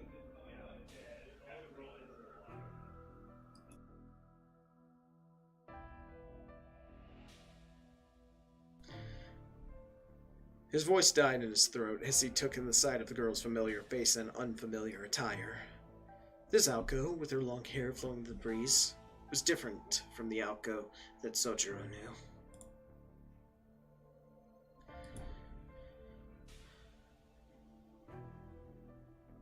The resolute stance and posture she took exuded the strength of her will. She stared directly at him with a sharp-eyed, piercing gaze. Her eyes were glowing with a dim phosphoric light, enough to give Sojiro pause that he might be hallucinating.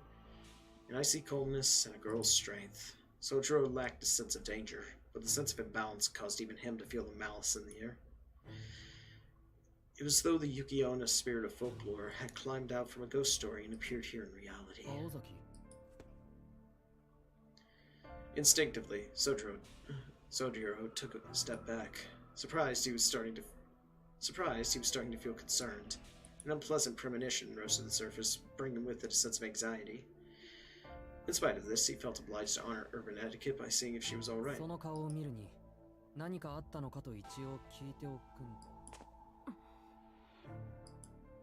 Without acknowledging him, Aoko took a step forward. Her figure, this atmosphere. Sojiro found himself recalling a recent memory. His twisted mind and knotted apprehension melted away and was replaced with a growing realization. The girl before him was very similar to someone he had seen before that night in the park, though he had only seen her from behind. With increasing certainty causing him to swallow nervously, he noted that they might as well have been identical.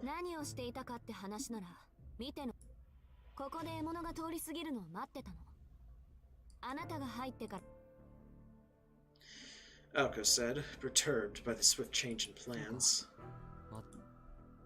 Sojiro was mightily relieved he had not got the wrong place.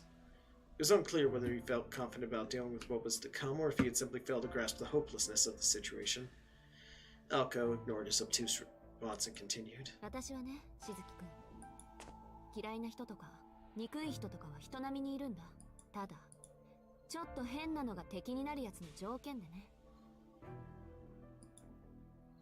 Cold emotion burned in her eyes. Her feet had already moved one step closer to Sojiro. Sojiro's sense of foreboding was growing stronger, wondering if what he sensed was bloodlust. He retreated another step. Continuing as so, they maintained a distance of just 15 feet.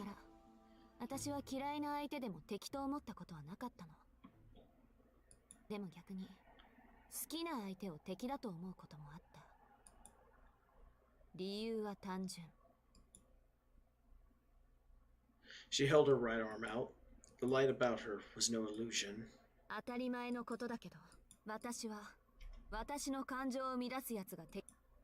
Her arms moved again. It was instantaneous. Something shot past Sojiro in the blink of an eye, missing him by just a foot to his left. Before his eyes, blue light, something akin to a fireball, had ignited from nothing. He finally understood what was happening. She ignored his dim-witted reaction. Aoko muttered to herself. The fist-sized hole blue light had made in the House of Mirrors crackled and smoldered. A shot like that could easily cave in a human skull in addition to burning it to a crisp. はあ、こんな射程。でも、これで分かったでしょ? Sojiro backed away swiftly. Things were beyond incomprehensible. He was close to losing the ability to think at all. All he could make out was the figure of the dependable student council president, or at least what he had thought was the president, and the members of the park that night 2 days ago. He had never experienced anything like this, though most people living in a civilized country would have never seen anything like it either. A lethal weapon that could kill with nothing more than a pull of a finger, and a way of suspending the ability of its target to determine between not just good and evil, but dreams and reality, past and future. The more peaceful someone's life had been, the stronger that suspension was likely to be. All that one could think about was the fact that they were alive at that very moment. It was as if he was an unwitting character on a blank piece of white paper. An unwritten character on a blank piece of white paper. There was no before, there was no after. There was only what came next. This was a very common thought process for anyone staring down the barrel of a gun. 命乞いはやめ。でも、恨み事ならご自由に。By saying it was pointless, she made it sound more like she would not listen to what he had to say. However, Sojiro was in such a state of shock that it did not even enter his mind to speak up. All he knew, for reasons unknown, was that the girl in front of him wanted him dead. 嘘つきに程がある。飛び丸のバカ。何がそんな生き物はいないだ。実際いるじゃないか、こんなお化けみたいなのが。Sojiro felt that if he had said that aloud, the second blast would have come even quicker than the last, so he kept it to himself. His mental expletives stirred his mind from paralysis just to mere panic. This response came not from confidence, however. Someday, out of the blue, someone is going to kill me. While it may have seemed like a baseless belief to hold, そうだった。都会には殺人事件がある。ルールを破れば殺されるのは当たり前だって。ちゃんと。Sojiro, the situation seemed to perfectly align with his inexperienced understanding that the city was a coldly pragmatic place. As far as he was concerned at this moment, being killed by a classmate was not something to be surprised by. In a society where murder was possible, he was able to accept this sort of situation as natural. Of virtually no concern was the series of events that led to Aoko's aggression toward him. The only thing that truly confused him was Aoko's blue fireball. Sojiro swallowed with an audible gulp.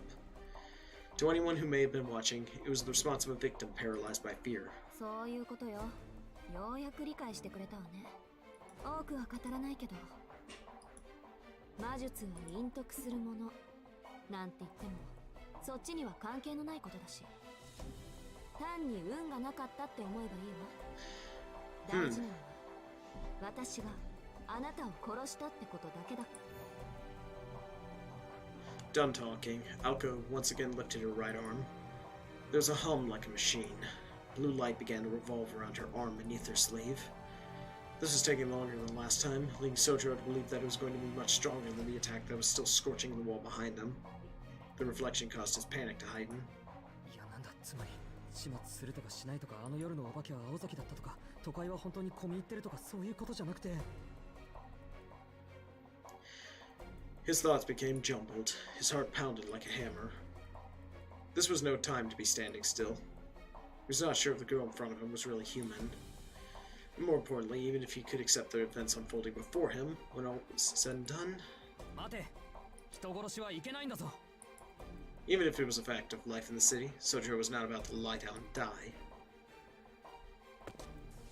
分かってるわよ、そんなことは。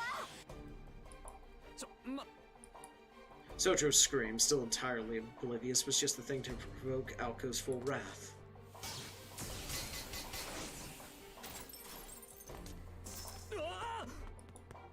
Aoko fired a barrage of magical blue bullets.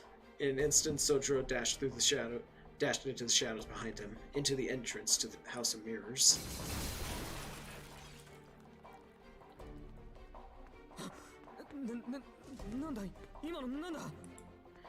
He darted feverishly down the hall. After a mere few feet, he was left completely out of breath. This was due to his shock at seeing yet another attack, fiercer than the first, that he'd never seen in his life, because he couldn't shake the thought that if he had moved even a second later, he would be dead. He could not afford to stop. The sound of merciless footsteps closed in behind him. He threw everything into his legs as he sprinted. Okay, so it seems like... So with Alko saying that she knows that, kind of feels to me that she's just trying to make this as quick as possible. Well, before it seems like she's trying to force herself to make this quick. Before her morals start to catch up with her. At least that's me giving a charitable interpretation of what Alko's doing. A straight, narrow passage about 60 feet long connected the entrance to the main lobby. At this rate, if he could just make it to the lobby, he was sure he would be able to find as many hiding spots as he needed. He arrived at a large, open space. This was the first floor lobby. There were 3 passageways. One led to the basement floor, one connected to the first floor maze, the other was a set of stairs leading to the second floor. Sojiro did not particularly care which one he chose, so, trusting his intuition, he made a run for the first floor maze. When he smacked his head into a transparent wall.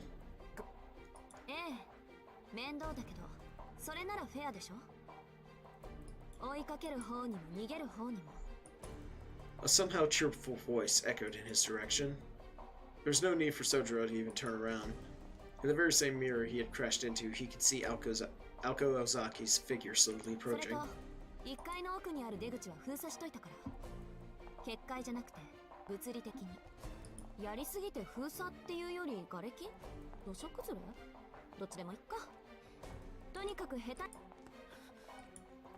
Panicked by the impending footsteps, Sojiro groped for the wall. He could see the stairs to the second floor. He did not understand what Alko had meant earlier, but he at least knew that the first floor was not going to save him.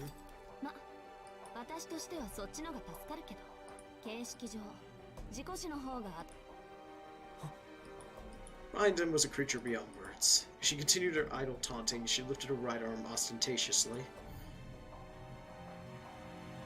Even from above her clothes, one could see some sort of strange, incongruous pattern upon her body. The veins beneath her skin, they made it seem as though something inhuman was circulating her body. Whether out of pity or repulsion.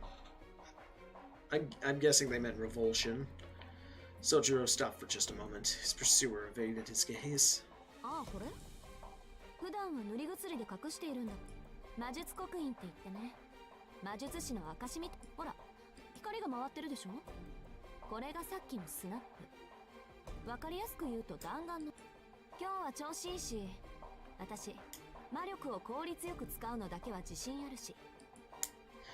Perhaps she was on an emotional high, for her voice had become frightfully friendly. The substance of the conversation could not have been any more unsettling, however.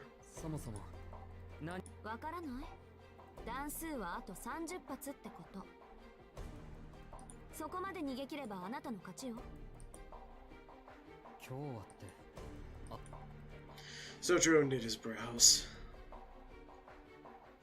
Alko's expression creased into a scowl at his behavior. Although he was panicking, it seemed that deep down he still did not feel the full weight of the crisis.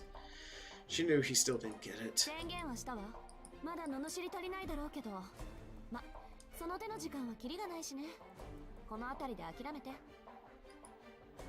It appeared Alko had prepared this theatrical dialogue ahead of time, not to allow her opponent time for futile pleading, but to give him the time to curse her, his killer. Such forthrightness was her modus operandi. With this victim, however, it was not going as she had hoped.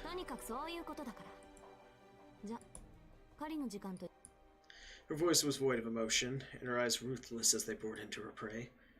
This time, Sojiro finally accepted that he was going to die.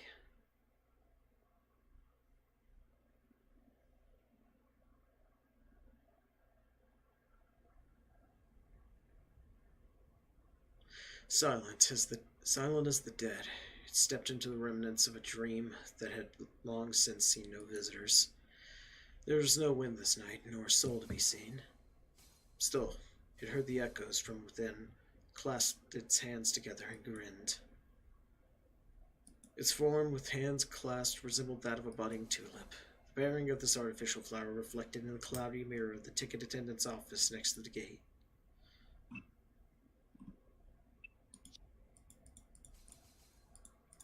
Next to it stood a display board, corroded by years upon years of rust. Number of visitors today? 2. The board had graffiti crudely scrawled atop one of the words. It was replaced with deaths. The records board had long ago fallen into disrepair. After taking a full 10 seconds to digest what it was looking at, it made its own revision. Number of visitors today? 3. Number of deaths today? 1. After appending this number with an index finger, she smiled like a flower. Then she began to walk towards the source of the sound. It had been 10 minutes since this rhapsody had begun to echo from the House of Mirrors. The amusement park's entrance returned to as it was before, soulless.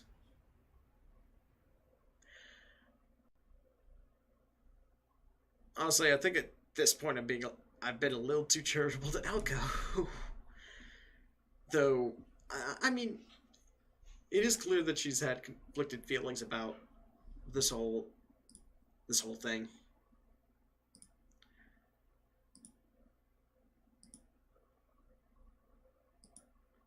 So maybe we'll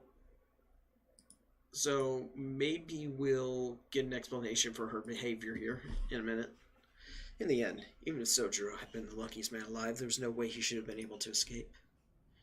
The question, however, was how much of this was by design, and how much was sheer coincidence. Even Alko, who had made all the arrangements, had no answer. Indeed, there were only 3 things she could say. It was taking longer than expected.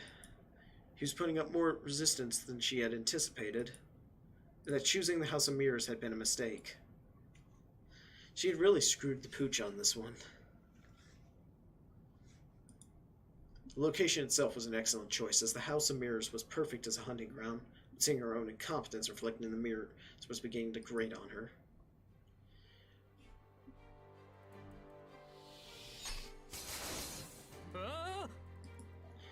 The moment Alko's right arm began to glow, Sojiro made a beeline for the staircase in front of him. A strobing series of blue flashes lit the room behind him. The hunter calmly followed her prey. The prey desperately ran for his life up the stairs.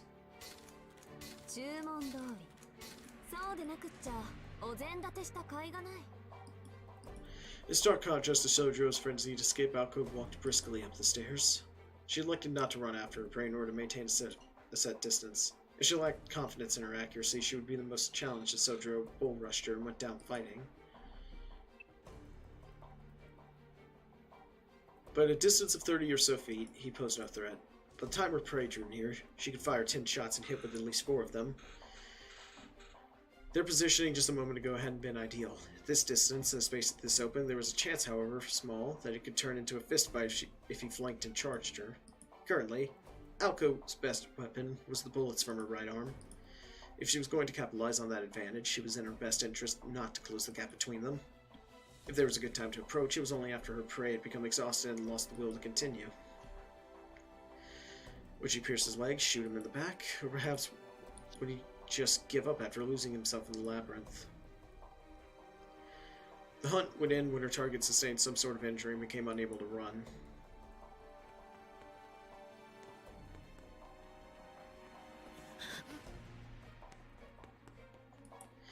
At Sojiro's end, he could barely bite back on screaming as he bolted through the maze. Even running in a straight line had become difficult, much less searching for an exit. The corridor stretched out far before him, or so the mirrors blocking the path it seemed. And made it seem. Panicked, he made a turn to the right. Clutching his head in his right arm, Sojiro led with his left, groping through the air to see whether a wall was there or not. He dove down the hall to the left, narrowly dodging the 2 bullets targeting his life. Urged on by the sound of approaching footsteps, he ran without thinking. The last one was close. Hair closer would have meant his life. He got the odor of burnt hair from the back of his neck. He was very lucky, or perhaps very unlucky. If he were actually lucky, he would not be in this situation in the first place. The second floor of the House of Mirrors was structured like a giant spiral. It wound left, starting from the outside wall. Eventually, it would lead to a dead end, The more he tried to escape, the more cornered he would become, as though he were trapped in a twisted guillotine. His stifled screams threatened to leak out as complaints. No matter what he did, he was going to be killed. All of his struggling merely served to prolong the inevitable. Yet he ran. No matter how many mirrored walls he rammed himself into, he ran. Even after crashing so hard that his forehead bled and he saw stars, he ran. Pain shot through him at every turn. The more frantically he ran, the more intensely he smashed into the invisible walls. His body began to understand this rule and begged him not to run anymore. His breath was already ragged after sprinting a couple hundred feet. No matter how he thought about it, this was not normal. This was way too crazy. This was all just a bad joke. If he turned around now, she would apologize to him for taking it too far. His mind had gone blank. His body continued to slam into the mirrors again and again. His feet showed as they began to believe that perhaps it really was all. His feet slowed as they began to believe that perhaps it really was all a joke. But then he felt a chill, a touch of death upon his neck. It would not be an exaggeration to say that Sojiro knew this kind of terrible chill far too well. Ever since he had arrived in the city, he had come face to face with more than one or two near-death experiences. For someone who did not understand city life, his present predicament was not unlike when he experienced the traffic on the streets or the commuter rush on the station platform. He was far from an innocent babe, unable to comprehend life or fear. Rather, everything he had ever known became irrelevant when he was flung into a completely different cultural sphere. Even society's promises of safety, something urbanites took for granted, were threats unknown. So, he was used to this already. Though, if he were to be honest, he was dissatisfied with some things. Just need some water.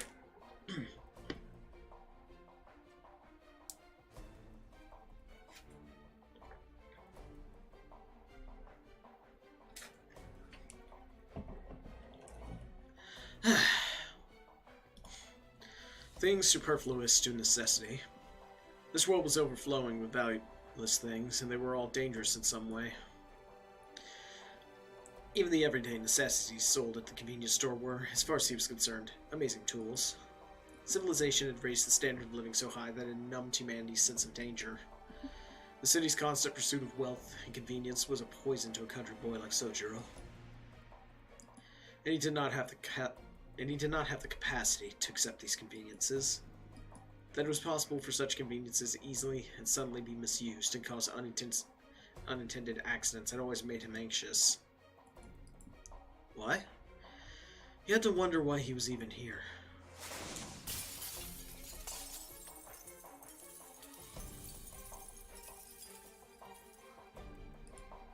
How ironic.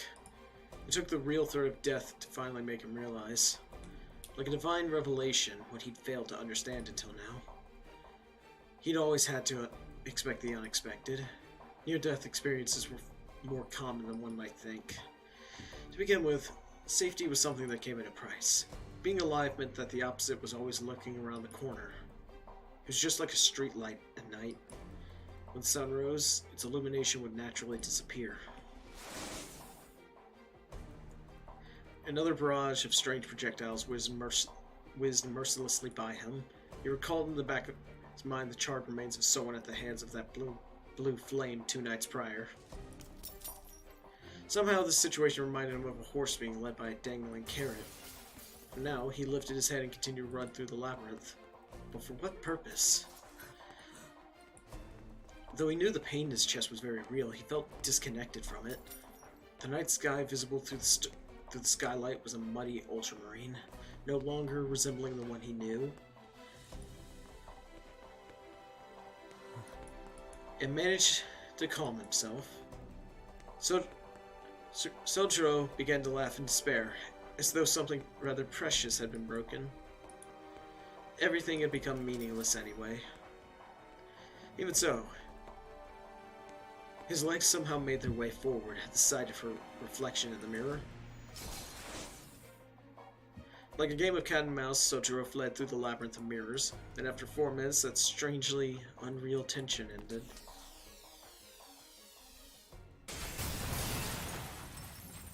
The 9th shot of blue light hit inches away from him, exploded the moment it made impact, launching Sojiro into the opposite wall. Of all the fire he had taken thus far, this shot indisputably brought him closest to death. Groaning, he collapsed to the floor. His back was on fire with pain. He was not bleeding. He was lucky he could still even scream. Yet his body refused to move. Physically and mentally, he still had something to spare. The pain was not so bad that he couldn't get back up. It was just that there was a skylight above him, and he could glimpse the dark of the night sky beyond. The feeling that overcame him was a raw, selfish bout of grief. Oh, it was just so cruel to have to stare at that for the remainder of whatever short life he had left. Sojiro's ragged breath slowed. For all intents and purposes, he had given up. He had given up fleeing from the pursuing footsteps and perhaps even the root of all his problems.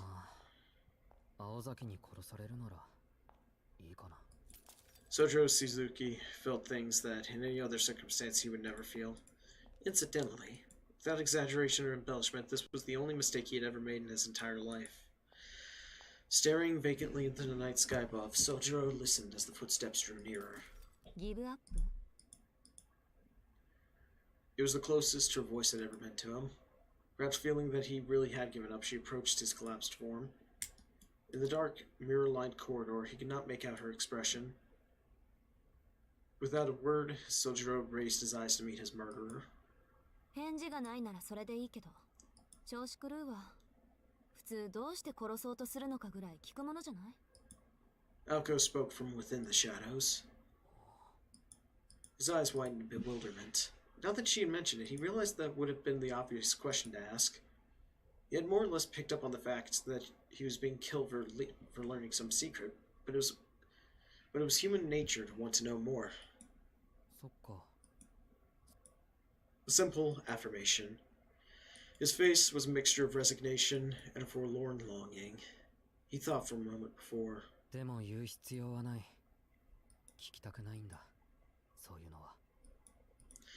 He responded in a mature, subdued voice.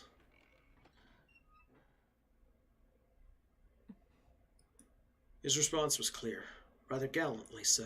そう。じゃ、殺すけど。怖いに決まってる。何より痛そうだ。His face turned right as he objected, to which Alko frowned. As nonchalant as he could be, he was honest about his feelings. そりゃ怖いでしょ。私だって怖いと思うし。でも悪いわね。我慢して。人でなしと罵ってくれて結構よ。そういった意味じゃあんたと同じ。普通の道徳がないのよ。だから、必要なら人も殺せる。Sojiro's finger twitched in response to her indifferent tone, as if to say that, despite having given up just about everything, his body could not let those words slide. 人殺しなんて良くないぞ。分かってるって言ってるでしょ。Alko raised her right hand. The light from the crest illuminated her face. It goes without saying that her expression was unchanged. She was not crying, nor was she smiling. She was a young woman who had excised her feelings. Deal with it was another thing Sojiro could not let slide. Sojiro could read on Alko's face that she was not herself.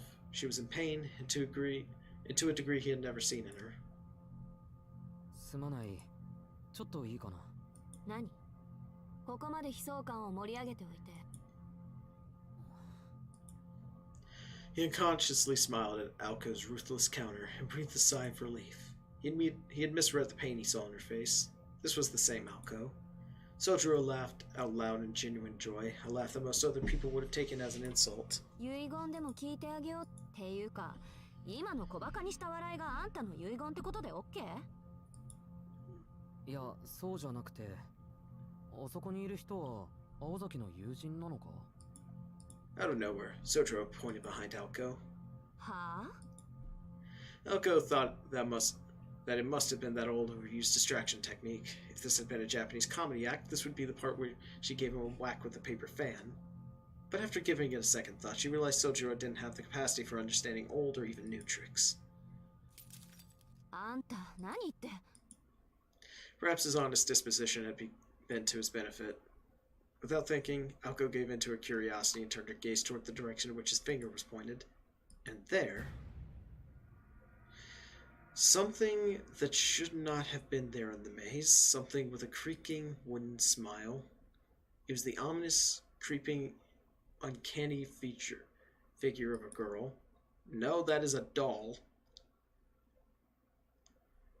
That looks like yeah, that's a puppet. An unusual figure with 2 arms and legs stood silently in the darkness. If only for a moment, its beauty, which was even apparent from afar, dulled the insanity of the current situation.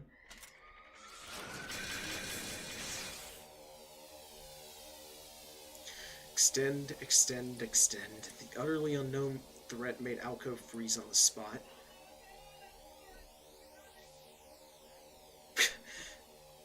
Avoiding it didn't even occur to her. Humans possess intelligence and knowledge, but when confronted with the unknown, they fail to process what to do.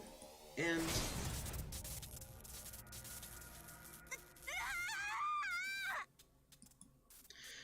a shriek escaped Aoko's mouth.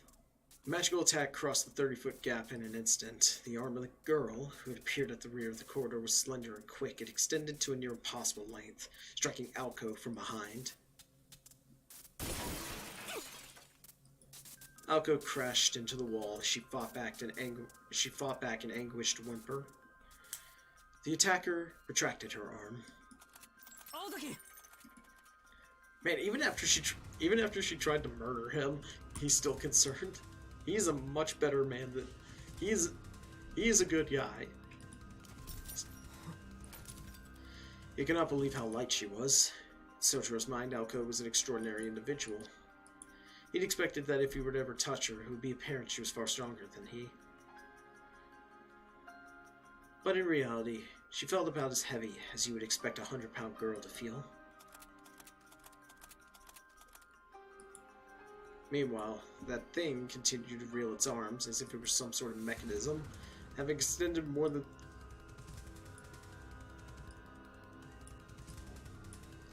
Don't know how I feel about that.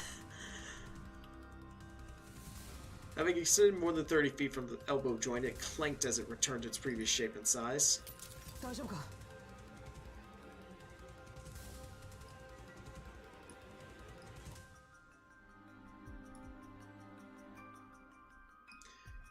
Oop, back to my normal size. Are you okay? Are you for real?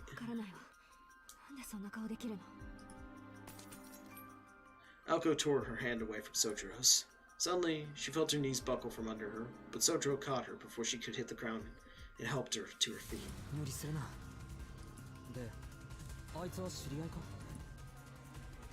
He looked back at the eerie shadow 30 feet away as it finished retracting its arm. Aoko grabbed her lower back as she answered. A searing pain shot through her.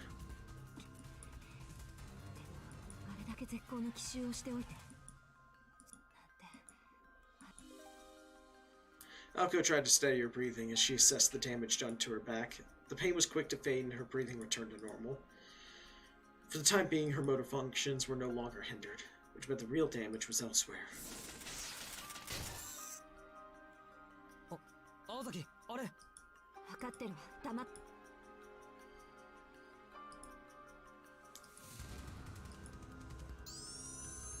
I'm guessing that it's blocking off...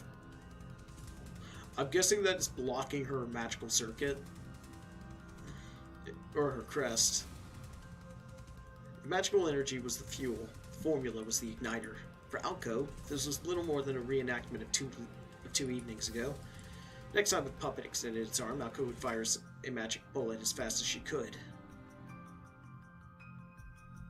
A battle at approximately 30 feet.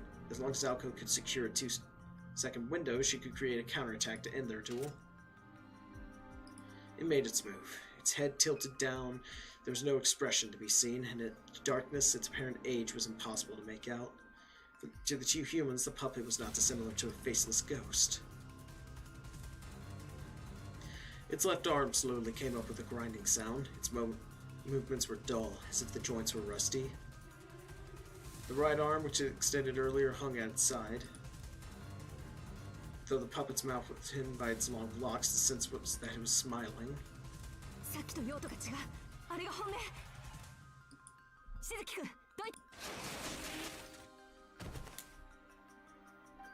She threw herself in the Sojiro and extended her hand. Its arm extended at that very moment. The timing was impeccable. In a single second, Alco's snap bullet scored a direct hit on the puppet's arm, throwing it off its trajectory and sending it crashing into the puppet's body with a violent explosion. Or at least, that is what would have happened had the magic formula been invoked. Yep, called it. She barely avoided being struck once again. When her magecraft failed her, intuition took over and she just managed to get away. She clenched her teeth in frustration, her thoughts racing a mile a minute. Fight or flight? It only had one arm left, which would take time to retract. This was the best shot Alco had at defeating it. If she could evade the right arm just a fraction, she could get close enough to...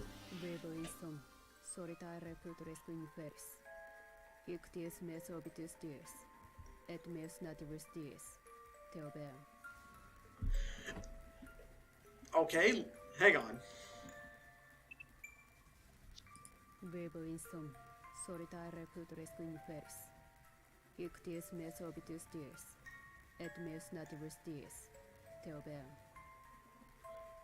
Okay, I don't know Latin, but that... Okay.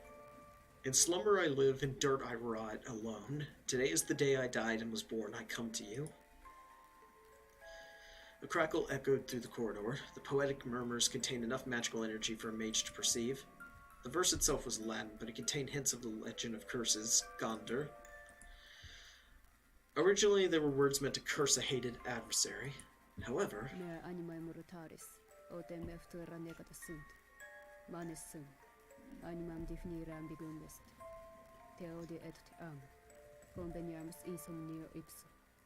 My life is immortal, though my future was destroyed. I am a ghost, the definition of life is ethereal. I hate you, I love you, let us meet in a dream. The puppet was directing the words at itself. Curses beget curses. The victim calls down a curse on the assailant, creating a vicious cycle of negativity.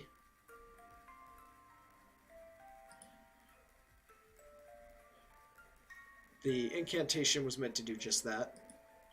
However, this was ultimately a one-puppet show. An unprecedented source of power can auto-intoxication. As unbelievable as it seemed, the cycle of curses has been turned into a perpetual motion device. Alco abandoned the idea of digging her heels in. It was time to flee with all due haste.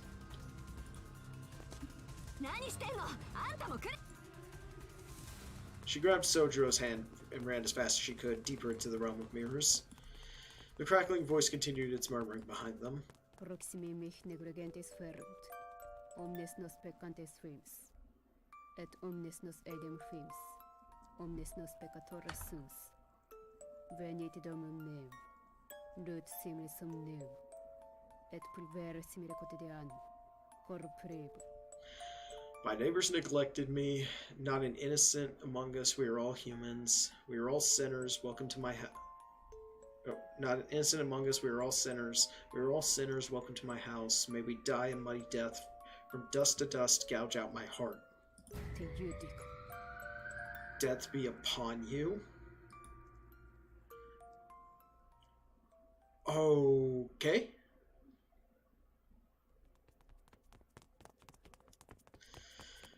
Alco fought against the pain in her back as she ran through the mirrored corridor. She dragged Sojiro by the hand.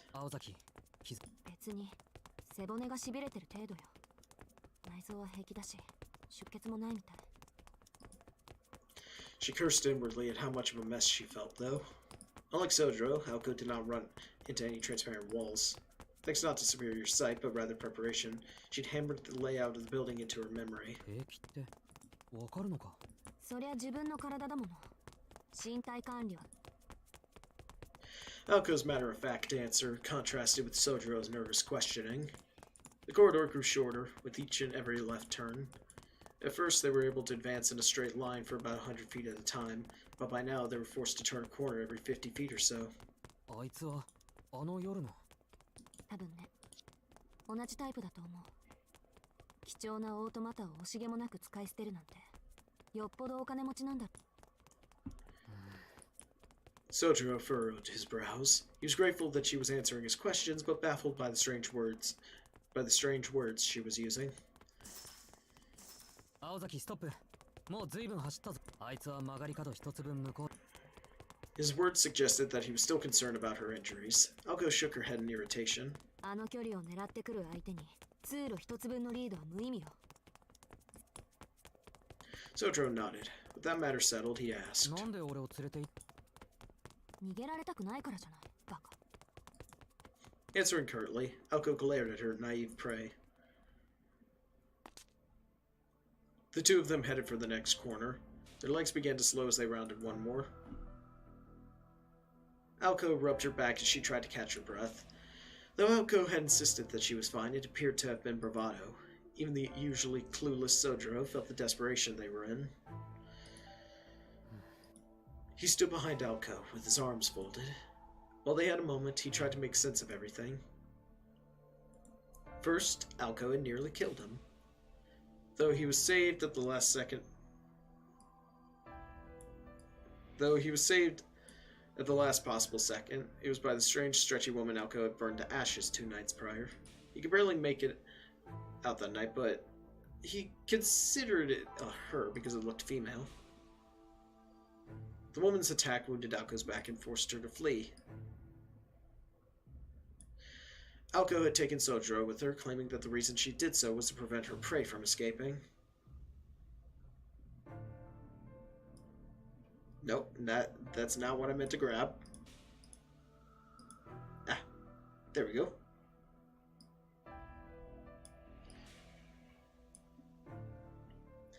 Alco had taken Sojiro with her, claiming that the reason she did so was to prevent her prey from escaping. In other words... 青崎はまだ諦めてないんだな。当たり前よ。あんなやつ、仮に2体と半分しま...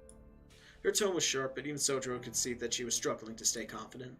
The damage to her body was too much to afford her any optimism. Still, the fury here in her eyes refused to accept her circumstances. 中がところどころショートしてる。あの右腕は。Though the proper response would have been for her to tremble in fear, she did nothing but shake her fists in anger. The disruption of formulae was only supposed to work on absolute beginners. If it had been her roommate, the arm would have been repelled the instant it hit her, and the attacker's circuits burned out rather than her own. Attempting to establish a link to the magic circuits of another mage was like presenting your heart on a silver platter. It would be of no use in a battle against a superior mage. And yet her adversary had been designed to do just that. Coupled with the attacks on areas of Misaki under Alco's jurisdiction these past few weeks, it was a clear statement from the enemy who had revealed herself as a fellow mage 2 days ago. In other words, the puppet saw Alco as no threat at all. 敵ながら正確な判断だこと。 While she was still angry, the whirlwind of emotions within her started to fade. Her face was that of a hunter far beyond her years. なんか俺の時より真剣だな。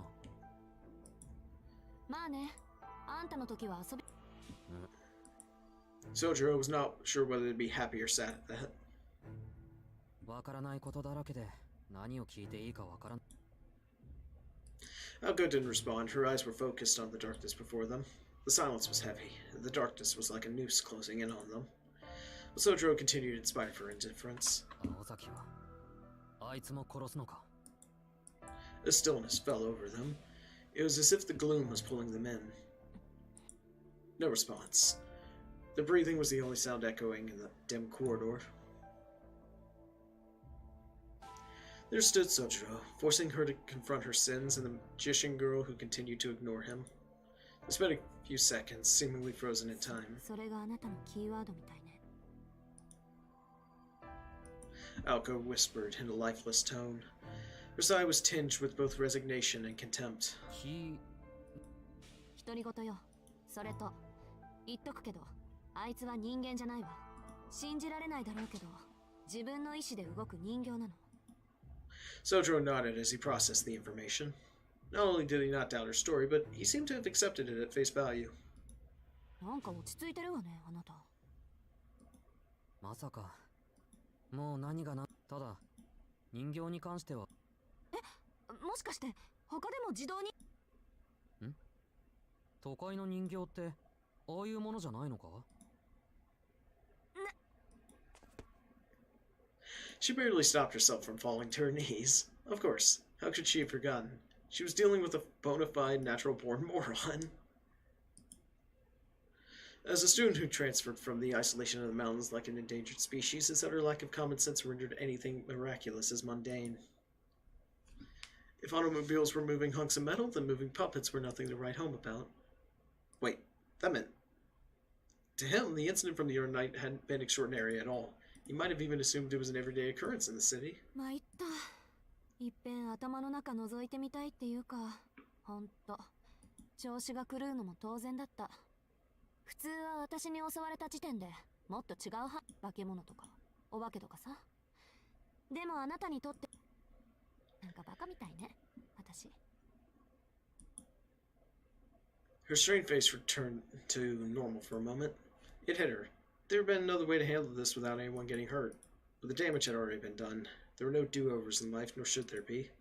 Her own mistaken assumptions had sent that situation spiraling out of control. And now that Sojiro was involved, she had to make sure that her secret was safe with him. Even if there had been another, better option, that ship had sailed. Human relationships were ultimately driven by mutual misunderstandings. They were like tapestries, woven from mismatched intentions.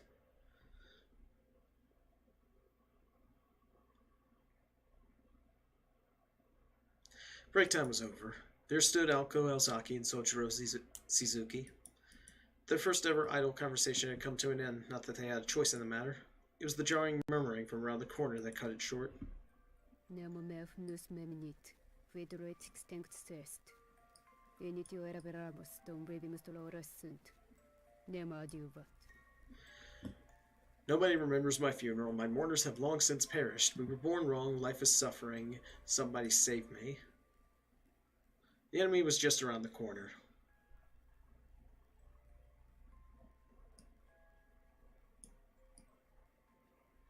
The enemy was just around the corner, visible in the mirrors parallel to it. 悠長に話してる場合じゃない。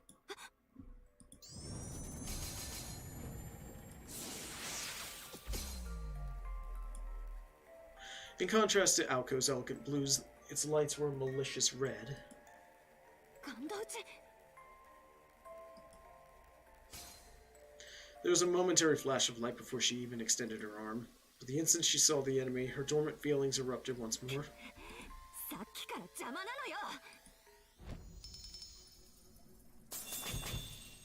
のよ。 Ooh! She channeled all of her pent-up anger and shunted it to her right arm. The fog that filled the corridor was no magical weaving, but rather a barrier of raw energy. It was equivalent to setting ablaze 3 buckets of gasoline to create a wall of fire in the hope it would stop an arrow in flight. If the puppet had attacked with its arm, it could have pierced such a wall easily. But because it had loose curses with no definite form, the wall of energy repelled the attack. While it was a huge waste of magical energy, it was the only means Alco had to protect herself at that very moment. Unfortunately, its protection was reserved for Alco alone. Sojiro held his hand to his mouth. While the curse had been weakened to the point where Alco could no longer feel it, it had plenty of effect on Sojiro, who was not a mage. As if it understood this fact, the puppet turned its gaze from Alco to the unanticipated human behind her. こいつは関係ないでしょ。 Her very confused feelings regarding him are still in effect. Enraged, she swung her arm forward once again.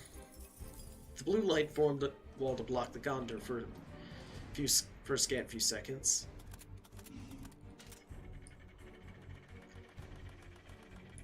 It was enough of an opening to exploit. Just as Alco was forming the wall, the puppet pointed its right arm at her 関 face 係 and あるみたいだから逃げるぞ。 before the rocket of death could be fired, Sojiro scooped her up into his arms. How he mustered the strength to do so was a mystery, but he turned his back on the puppet and took off running. He was a nimble sprinter, resembling a deer leaping across obstacles. Sojiro rounded 2 more corners, ignored whatever complaints Alco was making, and eventually stopped in the middle of the 2nd floor. He set her down. よし、ここまで来れば。 Sojiro's shoulders heaved as he caught his breath. As light as she was, running while carrying someone else would make anyone winded. She looked up at him in incomprehension. It made no sense to her. If he had the stamina to pick her up and run, surely he could have stood up and escaped when she had been downed earlier. ああ、あの時は諦めてたから。 His words were unfiltered as ever. Though right then, fighting for their lives, he lacked some of his usual absent-mindedness. 諦めてたって。 さあ、 Who knows? 忘れた。 I've forgotten already. Though he may have turned away because he regretted saying it aloud, his words spoke volumes. For some reason, it pained Alco to see him like that. それより青崎とあの赤い光もその。ええ、魔術の類よ。ガンド打ちって言ってね。北欧の呪詛の一つ。魔術。なんだ、青崎には効かないのか。 Alco had no idea why he was relieved, but she gritted her teeth and fought down the urge to snap at him. There was no use in yelling at a time like this. Above all, she felt that it would have been petty in the extreme to voice her annoyance right now. そうね。注意するのは伸ばしてくる腕だ。 This time, it was not false bravado. Such an enemy would normally be a breeze for Alco Aozaki, but her shameful negligence had led to the disruption of her magic circuits, making her even less formidable than her enemy. At this point, Alco had no way of attacking. The only option left to her was to wait for it to expend all of its magical energy, but its perpetual curse mechanism made that a non-starter. This game of tag would not end until one of them was dead. She realized that she was in the same position she had cornered Sojiro in earlier. She glanced at her right arm. She could not imagine how she had gotten into such a mess with her magical energy at more than half of its capacity. This had to be karma for having enjoyed toying with Sojiro earlier. いるところにはいるものね、神様って。 She grumbled under her breath as she shifted her focus. She had the fuel for the fire, but not the igniter, and that killing machine would chase her until the end of time if need be. What she should do next was blindingly clear. She had to get back to normal. ごめん、考え事してた。確か。よし、合ってる。 Alco pointed, but he could see nothing but the walls of the corridor. For one thing, the floor had nothing but left turns, and Alco was pointing to the right. 2階は中心まで行くと1階に降りる階段があるんだけど、けど、ここの作りも意地が悪くてね。よく見れば、右に曲がるあとは注意して探せば、1階の階段までショートカットできる。 Alco turned her back to Sojiro and started walking. Walking in the opposite direction of the escape route and down the long corridor toward the puppet in pursuit. あいつは無差別だから、ここで壊さないといけない。魔術師は魔術師同士で争うのはいいんだけど、あいつの目的は私のわけだし。If Alco won, the puppet would be destroyed. If Alco lost, its objective would be complete and it would shut down. Either way, them going their separate ways would mean Sojiro survived. This is what Alco meant, though she had explained it as if the events were happening to two totally different people. 運が良ければ入り口までたどり着けるわ。それじゃあ、また明日ね。 Even Sojiro could tell she was just trying to act tough, but she had already disappeared around the corner by the time he thought to stop her.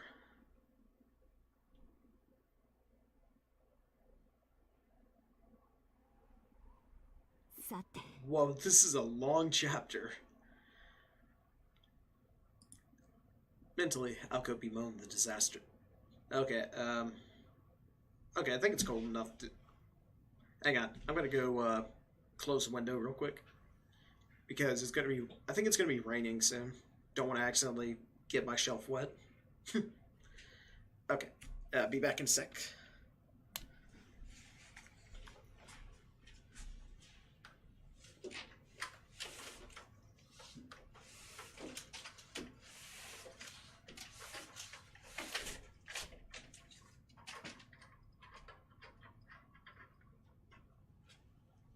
Okay.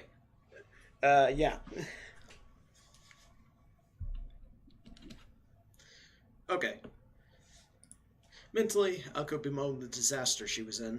The quality of this puppet was on a completely different level compared to the one from the park 2 days ago. An auto-incanting perpetual motion machine was a rarity in and of itself, but this puppet was also equipped for battle with its extending arms and Gonder-projecting crystalline eyes. It was a first-class product that, if put on the market, would sell for hundreds of millions of yen. Although that was only when factoring in its value as an antique. For the purposes of combat, it would have made more sense to mobilize a significantly less expensive familiar. Actually, I will be back in a moment.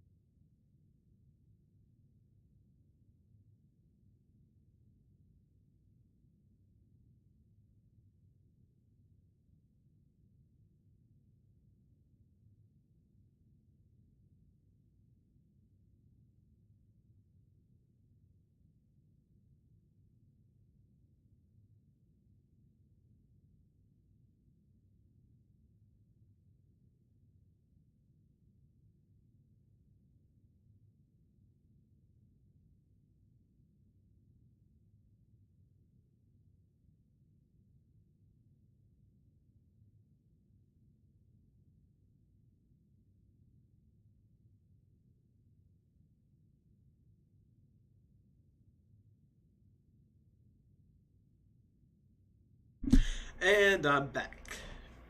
Alright. Man, I wonder when this, I wonder when we're gonna get through this part. Like, it's really good, but it's a really good part of, I'm enjoying it. I'm enjoying it, but there are a couple things I need to do after this. And I don't want to just end immediately, and I don't want to, end this while we're right in the middle of a chapter. I prefer to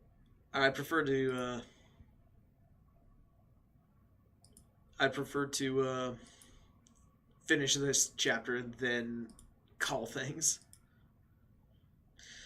Alright, to use such a precious commodity as a tool for murder marked this puppet's master as a completely different breed of crazy from the enemies she had faced up until now. Vivo insomnium, solitare putrescum inferis. Ictius mers obitus. 来たわね。 A sound of a crackling music box filled the air. The automata, animated by its own curses, approached. The corridor measured approximately 30 feet in length. Alco lay right around a corner further down the hall, anticipating the puppet's appearance. This was not to buy Sojiro time to escape. Far from it. Alco concluded that she couldn't make a break for it under the current circumstances. Even if she did try to escape and, by some miracle, made it out of the House of Mirrors, that was as far as she would go. Outside, with no cover, Alco would quickly be overtaken and skewered from behind. As long as her magecraft was disabled, escape was impossible. Instead, she chose to force the enemy back. Her situation was not the most favorable, but neither was the puppet's. Though this narrow hallway gave Alco no place to run, it in turn prevented the puppet from reaching full speed. That was the weak point of this machine. Automata of its era had a tendency to struggle with minute changes in speed. セット。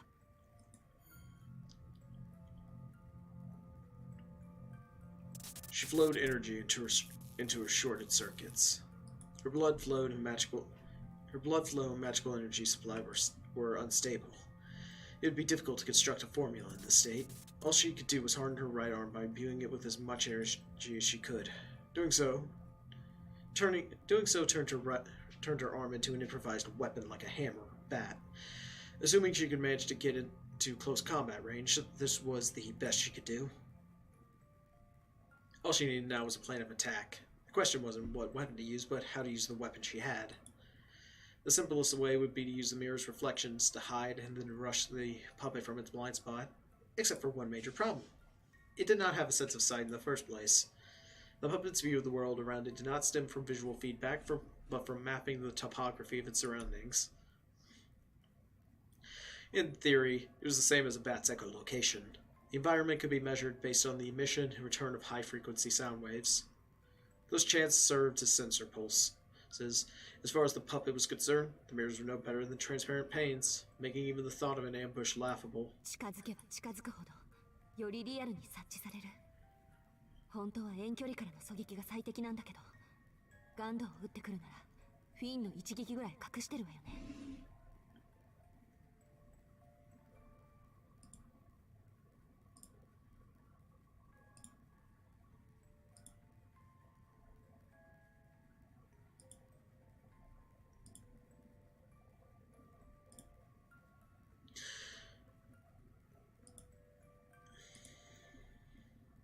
Gondor was Scandinavian in origin, and considering its simplicity, highly versatile.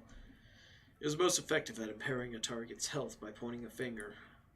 As a single-action magecraft, it was limited to only causing illness, but there was a secret technique said to be the greater mastery of the Gondor shot.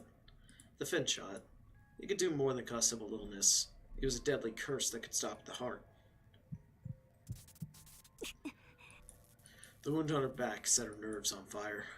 An unarmed girl and a deadly automaton. It was clear that she was the one destined for defeat. She considered her slim chances of survival when a vision sent chills down her spine. Quietly, using everything she could to clamp down on the feeling, Alco faced her all too familiar illusion. She clenched her teeth to keep them from making a deafening chatter. There, sensation of fingers crawling up her neck. Behind her, the specter stared and laughed. This alone made Alco want to bolt. On top of it all, when Alco tried to mentally simulate the coming fight, she estimated a 2 in 10 chance of dying in the first 5 seconds. 20%. At times, her predictions were harsher than reality. If Alco fought the puppet 10 times, she would die twice. She could not stop herself from visualizing her own corpse. She imagined herself collapsing, crumbling under the puppet's curse, her eyeballs swollen like a blowfish. Blood and other fluids oozing from every bodily orifice. 1 in 5, 1 in 5, 1 in 5. A 1 in 10 chance of death was bad enough, but 1 in 5, it drove her crazy. Alco forced down her heart as it tried to escape from her mouth. Taking a deep breath, she peered at her own reflection. She thought back to that white night half a year ago. This, she decided, was nothing compared to that. 6 months ago at the Koonji estate, a hound of white roses. The wonder snatch that appeared from within the thick fog had killed Alco 100 times out of 10. Dark curse shattered Alco's daydream. It was only 30 feet away. The puppet rounded the corner. Either side stood in the shadows, their forms indistinct. The puppet gave no warning. Without preamble, it fired Gondor Barrage. Just as Alco planned, the curses fizzled out as they hit her mist-like barrier of magical energy. The protection would only last a few seconds, giving her just enough time to...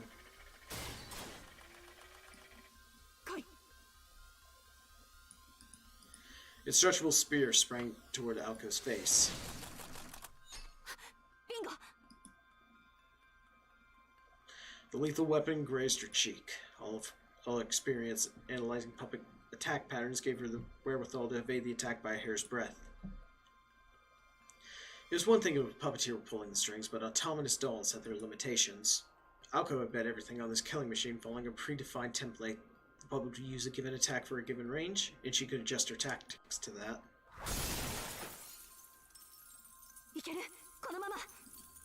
Before its arm had a chance to fully retract, she charged the puppet. It was a risky gamble, but her overall chances were slim to begin with. The scales tipped in her favor. If her predictions were correct, there were 2 ways she would die. One was from a fin shot fired at that range.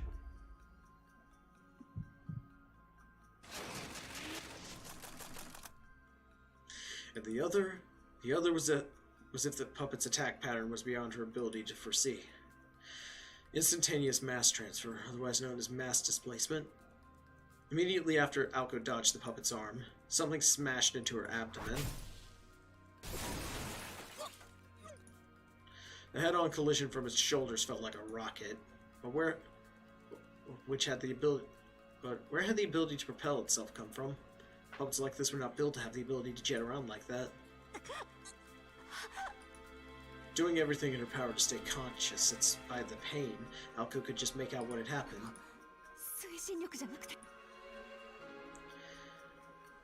Yes, the puppet's arm had not returned to its body. It was lodged in the wall and reeled itself in from the other direction.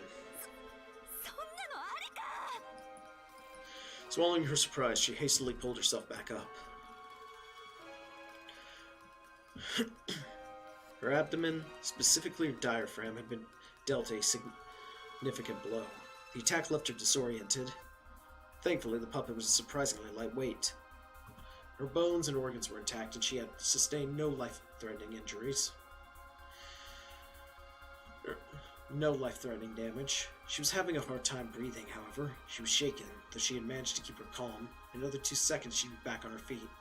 No, that was 2 seconds too long. She told herself to calm down, that she was already calm, that she'd only briefly lost her bearings. She was fine. She could recover her breath and her vision later if only her body would move.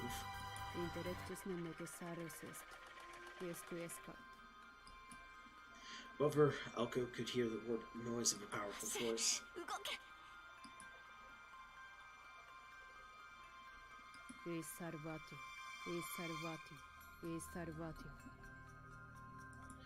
The puppet was so close that Alco could reach out and touch it. It also meant that it could reach out and kill Alco.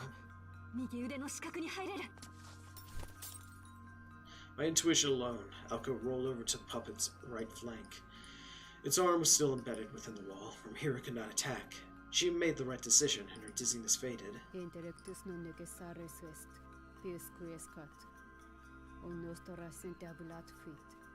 Rateo fits tantum nest. Lores mitium credorum fuit. Alko pulled herself back up. It was her turn.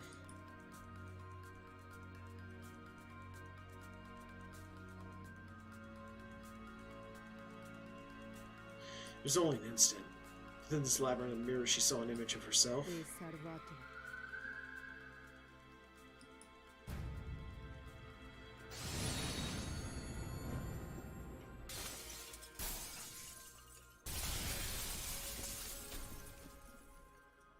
A blinding, brilliant light flashed. Lacerations appeared across the walls. At the last moment, Alko managed to thicken the magical energy running through her veins into a primitive form of magecraft resilience. It just barely saved her life from what must have been the puppet's ace in the hole.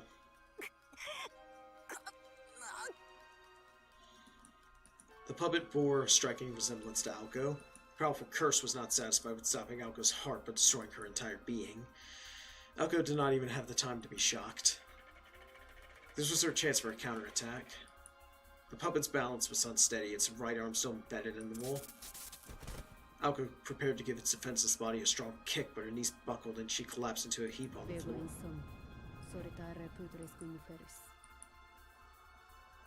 A sudden nausea and lightheadedness overcame Alko. Her body temperature began to rapidly lower.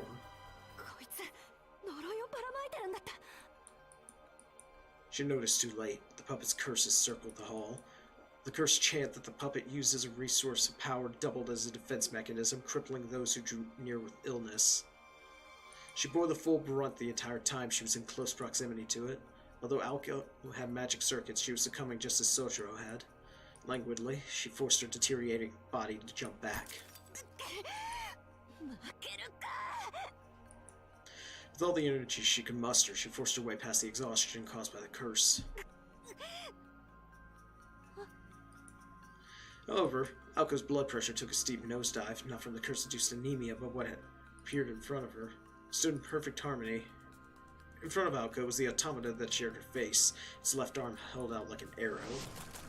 The deadly weapon shot forward and honed in on her heart.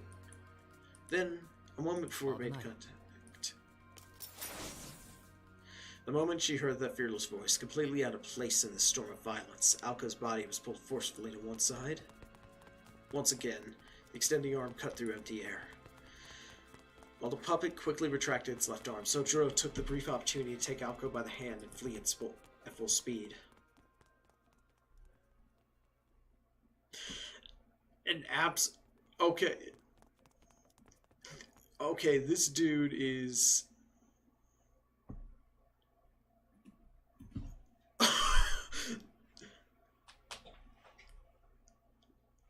saving the life of the person who was trying to murder him. Okay. Sojiro's a good guy. He seems to value life very highly. Sojiro ran through the corridor as fast as he could, only stopping when he put enough distance between them and the puppet.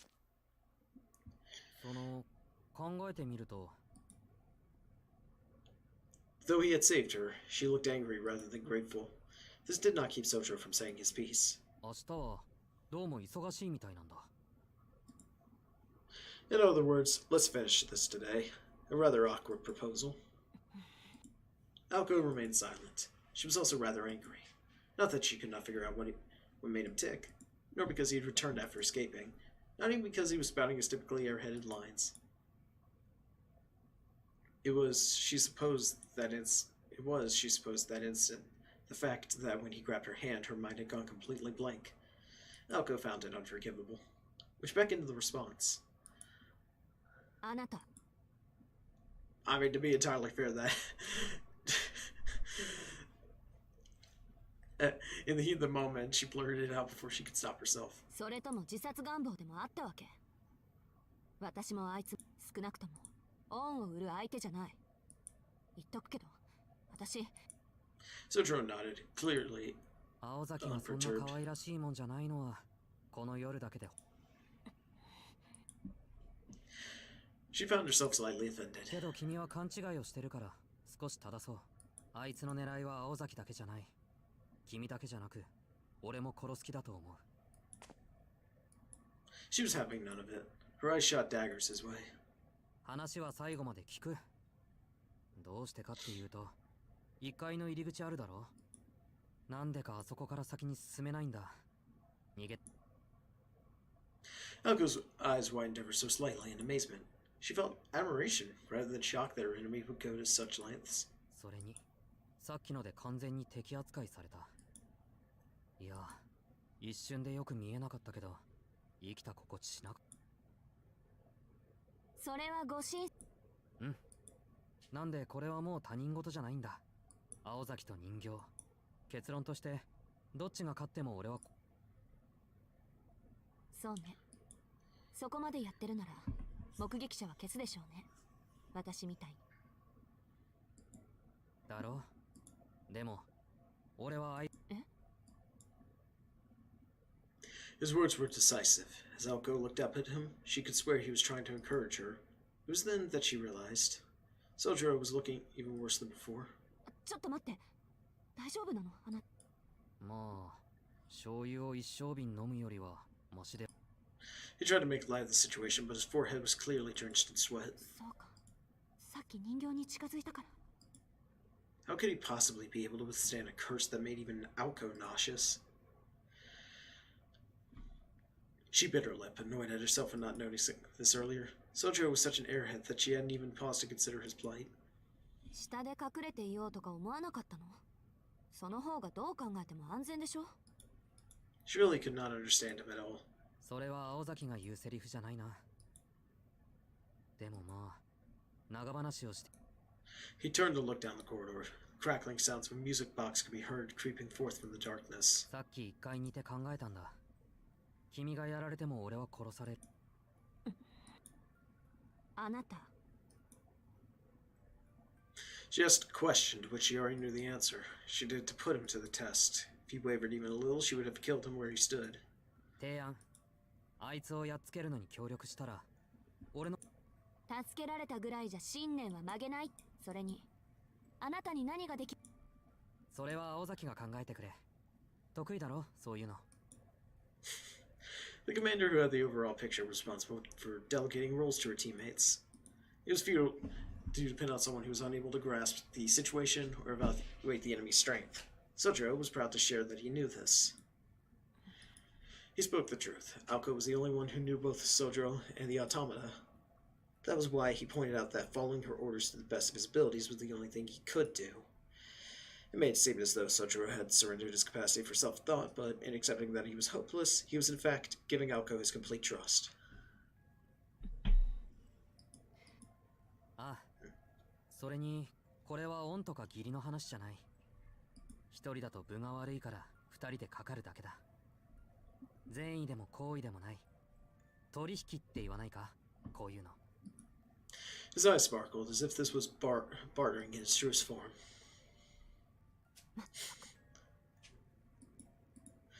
This child must have learned that from Tobimaru, Alco thought, though she refused to let him see it. She smiled inwardly. Sure, he had gotten the best of her just now, but there were times when defeat was not the worst outcome in the world. 労働と報酬ってわけね。それなら理にかな。Honest pay for honest work makes sense. 言いたくないけど。She relaxed her shoulders and sighed. Her face cracked into a wicked grin as if her fears had suddenly washed away. それ、結構私の好みよ。Alco repaid Sojiro's trust in equal measure.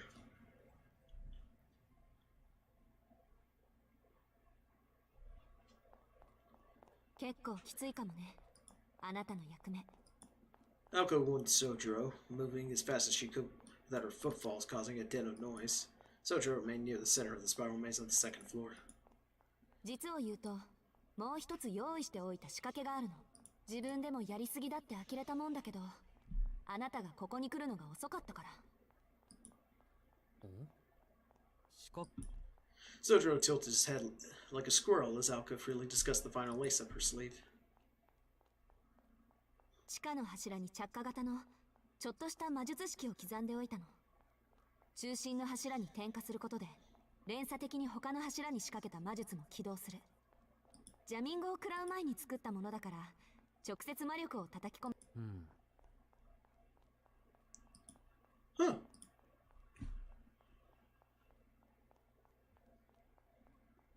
Okay, that's actually pretty clever, Alco. I mean, I know it was for a murder plot, but credit where the credit's due.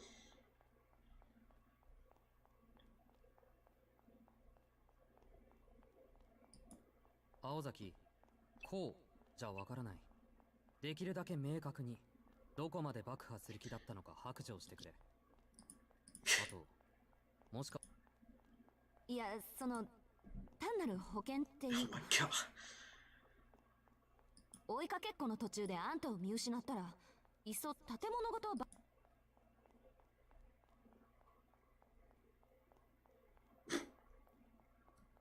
It was her policy to be thorough to a fault, after all. She laughed, embarrassed to hear herself say い it くらな aloud. んでも徹底しすぎてる。 Faced with Alco's cruelty, Sojiro forgot about the Faced with Alco's cruelty, Sojiro forgot about the situation at hand and protested from the bottom of his heart. 何よ、いいじゃない。 She shot back. Alco dashed down the corridor, mumbling things that probably would have sent Sojiro packing if he heard them. The strategy was simple. Alco would use the escape route to the right and avoid the puppet while making her way down to the basement. Upon reaching the central pillar, she would have used the original formula she had prepared with magical energy and escape.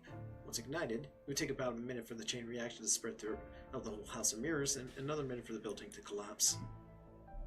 She would be cutting it a little close, but because she had committed the maze of memory, she was sure she could make it out in time. Alco assumed that the chain reaction caused by the pillar would clear the barrier that the puppet had placed at the entrance. And even if it was strong enough to withstand the blast, it would not be able to stay standing up once the foundations buckled.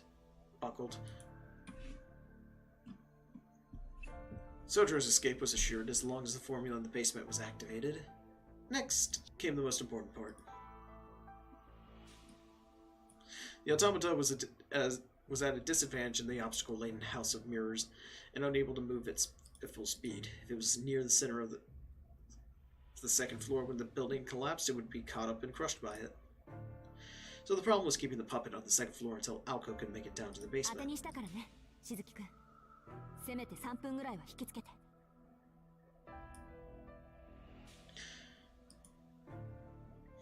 Ideally, he would be able to keep it busy until she could activate the formula. If that failed to work, him luring it down to the first floor would be the next best thing. She understood perfectly well the danger she was putting Sojiro in, but his lucky streak and running speed were nothing to scoff at. ただ逃げるだけなら、もしかして。 Alco made her way through the hidden passage of the maze, her hopes pinned on Sojiro.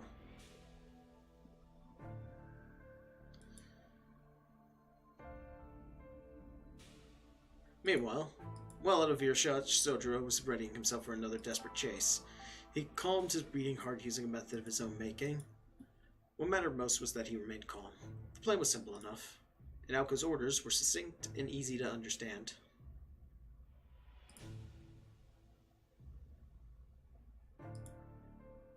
$10 メートルぐらいの距離を保って、できるだけゆっくり通路を3、4周すること。横道は鏡のつなぎ目で覚えて。ここなら左回りで6、3、7、2枚目にあるから、そこをぐるぐる回ってれば比較的安全よ。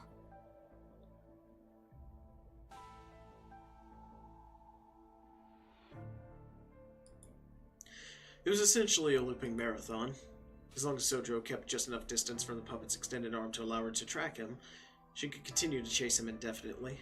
Simple though the task was, Sojiro was putting his life on the line as bait. And then there was the final order to run as fast as he could to the exit when the building began to sway.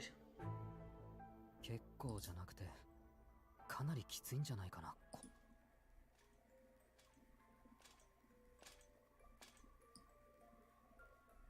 Well, he nervously stuck his head out from around the corner. He could hear the sound of the music box from the other side of the corridor. First, he tried to make eye contact. Yeah, sorry, my throat got, Sorry, I had to clear my throat for a moment. First, he had to make eye contact with it, then head through the shortcut on the right and begin their game of tag. He spotted it and braced himself. Closer, closer. Fearing that her arm could fly at him at any moment, he went over Alco's instructions in his head. However, he could not quite remember which pane led to the first hidden passage. The 3rd, the 6th, the 9th? No. He was sure that was mistaken. He was confident that he had it memorized moments ago, but his nerves had gotten the best of him, and his head was now spinning. Then, Sojiro realized that the sound of his pursuers began to grow distant, and at an incredible speed.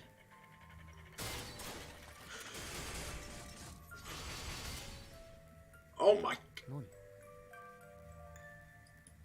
The unusual silhouette of the puppet astonished him. Before it had taken the form of a beautiful girl, and now had made a bizarre transformation, returned to the first floor to pursue her primary target. Sojiro was no longer sure what to do. Before he had time to mourn his failure, the puppet had vanished out of sight. I'll help, so let me go. Or so he had said, but now he could not follow through.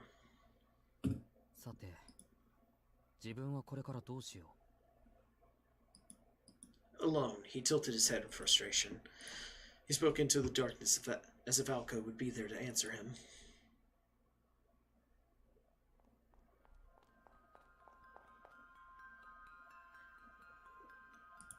Meanwhile, downstairs, as soon as she arrived on the first floor, Alko understood what had transpired above her. She did not even have to strain her ears to hear the puppet. Even during its heyday, this attraction had never made sounds like the one she heard coming toward her now. It was a sound of despair, as if a horde of monstrous hedgehogs were scraping their way past the mirrors in her direction.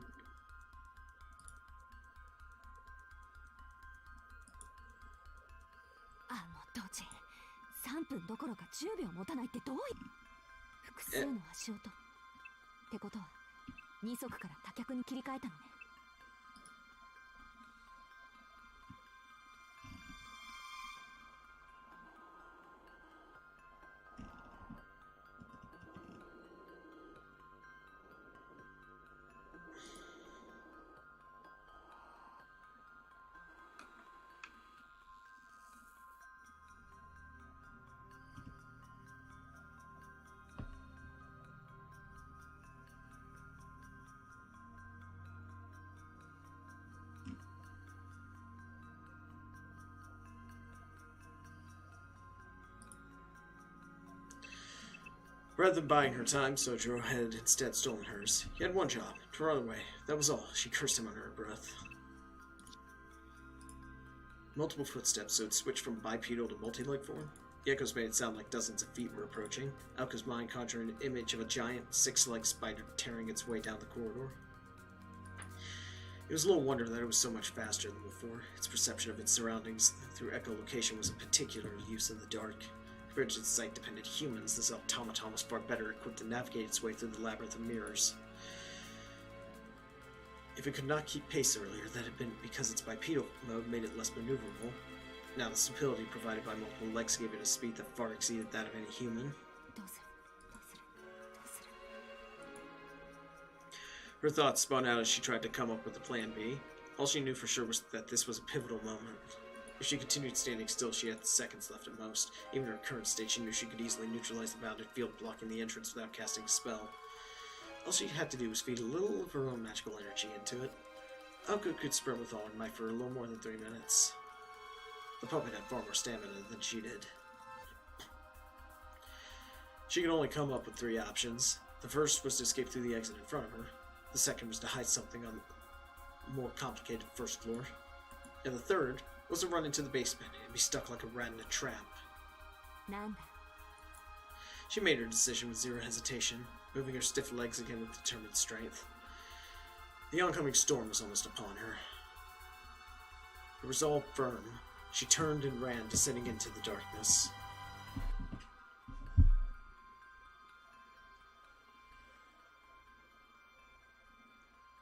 No matter what, a finale should be glorious. This would be the Mirror Castle's final scene. 2 humans and a puppet, a young sorceress ran toward the subterranean heart of the castle, while an automaton antique chased its prey into the depths of a demonic dungeon. A minute later, a faint blue charge would ripple through the castle. This was the main pillar in the deepest depths of the basement. Though not critical to the castle structure, the pillar was a visible symbol of it. The girl concentrated her magical energy into a fist and thrust it at the pillar.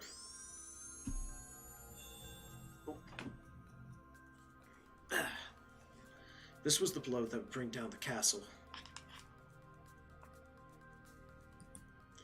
She imagined the destruction as she threw the punch, and that scene blossomed into reality seconds later. It was a simple ignition magecraft meant to release the condensed magical energy engraved into the 4 pillars at the corners of the structure. Using electricity as a switch meant virtually instantaneous activation.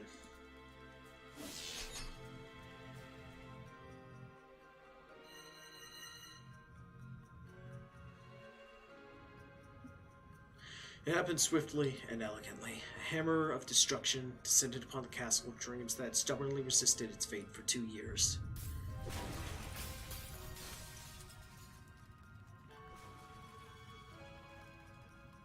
It was almost a joyous sound, and so the lifeless and abandoned castle of mirrors set the stage for its final and most spectacular performance. Aoko's magical energy became an electrical charge that activated the magecraft's formula engraved into the pillar. The chain reaction would lead to the castle's destruction. ご苦労様。でも、思ってたよりくたびれてたのね。The plaza in the center of the basement, Aoko tried to steady her breathing while retaining her magic crest at full speed. She wreathed her arms in blue light, fully aware that she could no longer activate another formula.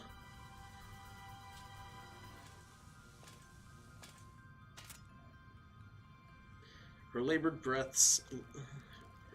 breathing refused to settle. She stood at the center of the basement. Without being spotted even once, she had managed to make it all the way to the central pillar. It was a 100-meter dash in 13 seconds flat, undoubtedly a new personal best. She spurred on her weakened heart, knowing full well the fate that awaited her. 入れば追ってくる。地下に行けば逃げられない。当然よね。最後まで逃げ回ろうなんて、虫のいい話だった。Hindsight was 2020. The castle was only a minute away from collapsing completely. If they stayed here, they would both be crushed by the rubble. The puppet certainly did not care. No life of its own, its sole concern was the elimination of its target, Aoko Aozaki. Indeed. The enemy had been willing to die from the start. She resented her own lack of resolve. It wasn't like her to tuck tail and run from an opponent that didn't fear death. Insomnia, solitare Plutoresque Inferis. そもそも六足歩行とフィンの一撃は使いすぎよ。もう呪詛による魔力補給じゃ間に合わない。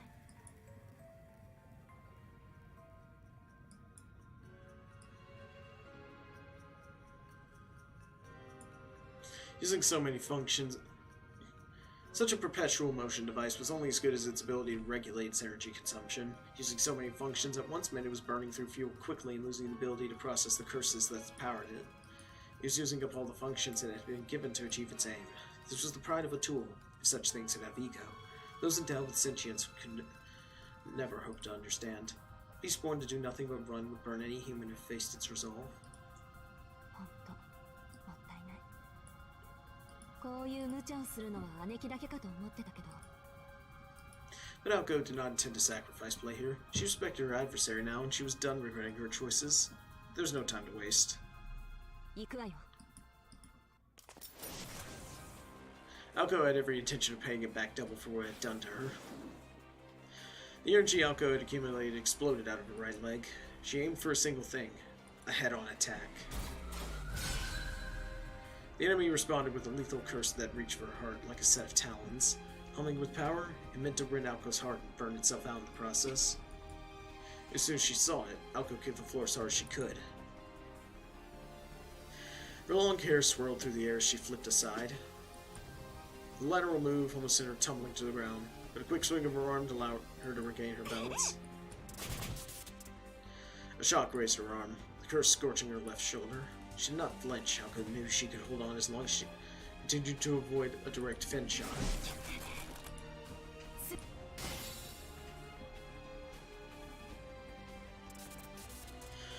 Off balance and in pain, it took her half a second to recover.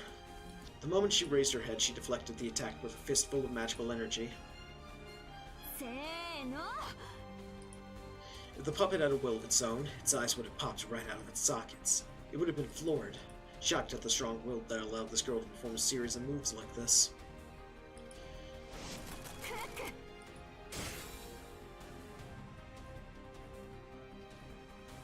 Alco's response was instantaneous. While the power was not sufficient to completely redirect the arm's trajectory, it was enough to deflect it harmlessly past her hair.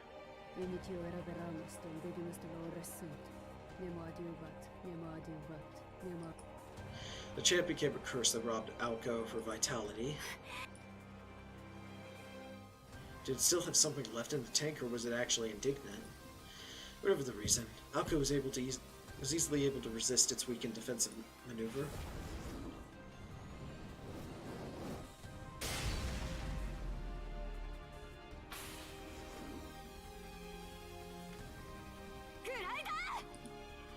And her right leg, pulsating with magical energy, shot up into the puppet's chest from below.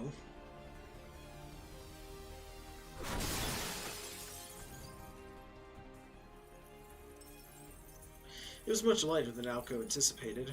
Rather, she felt little resistance. An automaton's weight was determined by its internals, the size of its power source. Ironically, it was the superiority of its music box engine that would prove to be its downfall.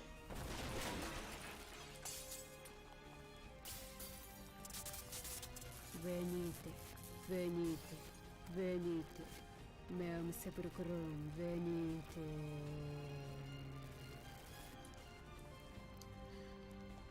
A stuttering curse. Having taken the full brunt of Alco's kick, the puppet bounced from ceiling to floor, collapsing in a heap. Its internal construction had been warped by the impact, leaving the drum of the music box that powered the puppet warped as well.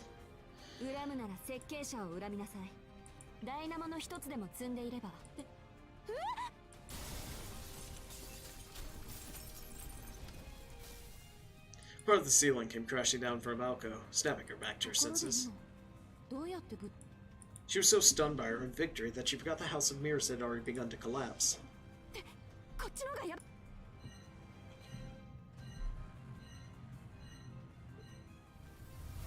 There was no time to relish in her victory or pity her opponent, not unless she wanted to meet the same fate. As the situation stood, she found it hard to imagine getting out alive. She clapped herself on the cheeks to motivate herself anew. This was her bounty for finishing their battle in a matter of seconds. Her breath ragged with excitement, Alco ran for the exit.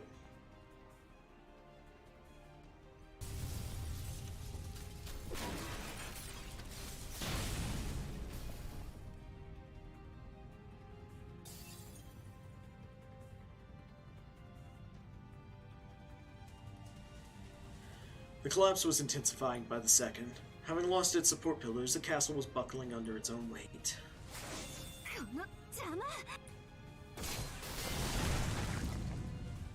Escaping from the basement was proving to be no easy task. While she was taking the shortest route possible through the maze, she was nearly crushed by falling pieces of the ceiling along the way. This was the second time, no, third, she had to deal with falling rubble along the way.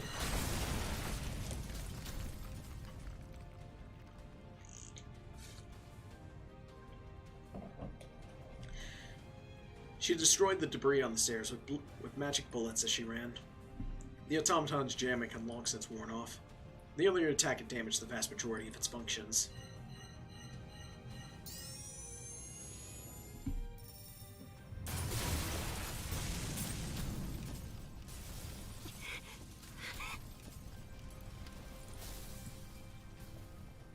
Alco's breathing was heavy as she ran.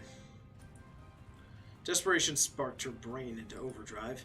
The ceiling seemed to be collapsing in slow motion. Life seemed to flash before her very eyes. Each second stretched into 5. Her frayed nerves made it hard to tell the time.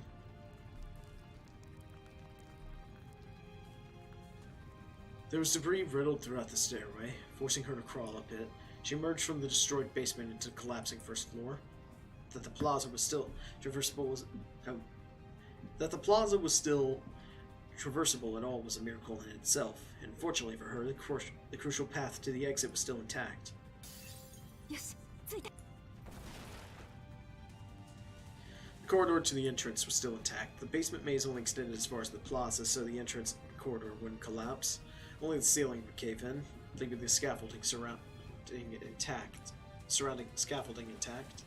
She got herself this far by telling herself repeatedly that fate would decide whether or not she reached the plaza. Her gamble paid off. It was her lucky day.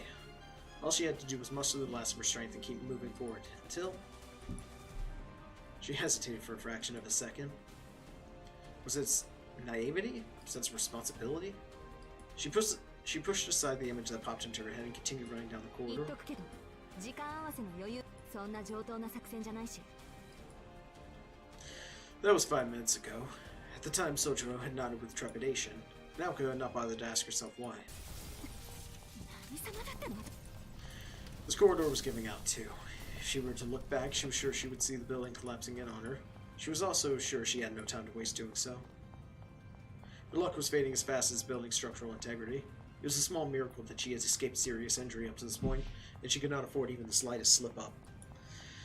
An ankle sprain, loss of balance, or even a sneeze would be fatal. A simple pat on the back was enough to end it. So naturally...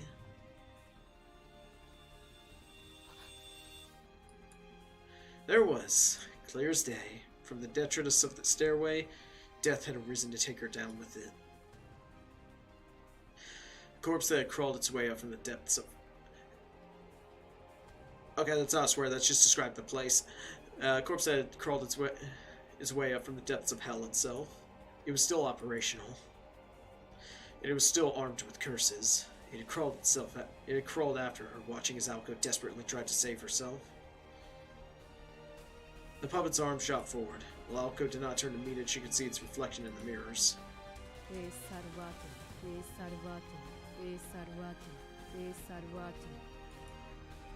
Extend, extend, extend. This time she could not dodge it.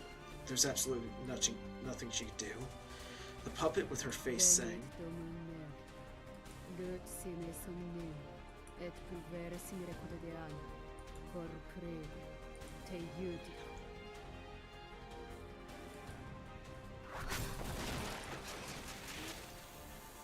For a moment, she could not believe her eyes. It was the last thing she'd expected to see. しつこいぞお前 A fierce expression adorned the face of the boy who had been waiting in the plaza as he smashed the puppet's outstretched arm. Anger really did not suit him at all. His weapon of choice was a fire extinguisher. He must have searched the maze for something to use as a weapon. No, never mind that. It was too crazy to contemplate, but had he stayed behind for her?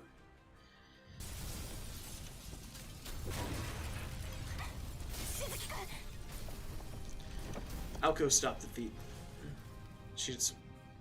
Aoko stopped the feet she had sworn would never stop moving and extended a hand out to him. Sojiro tossed the fire extinguisher aside and took off running.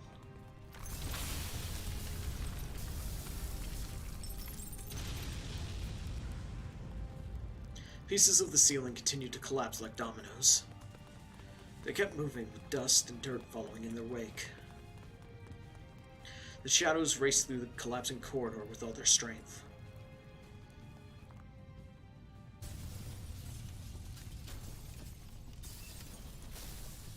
The castle was in the throes of death.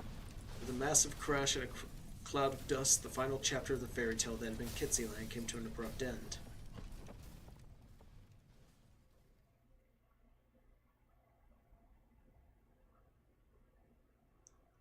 This duel to the death was over. For a moment, amidst their swirling emotions, any past enmity was forgotten. The two collapsed on the lawn and basked in strange solidarity.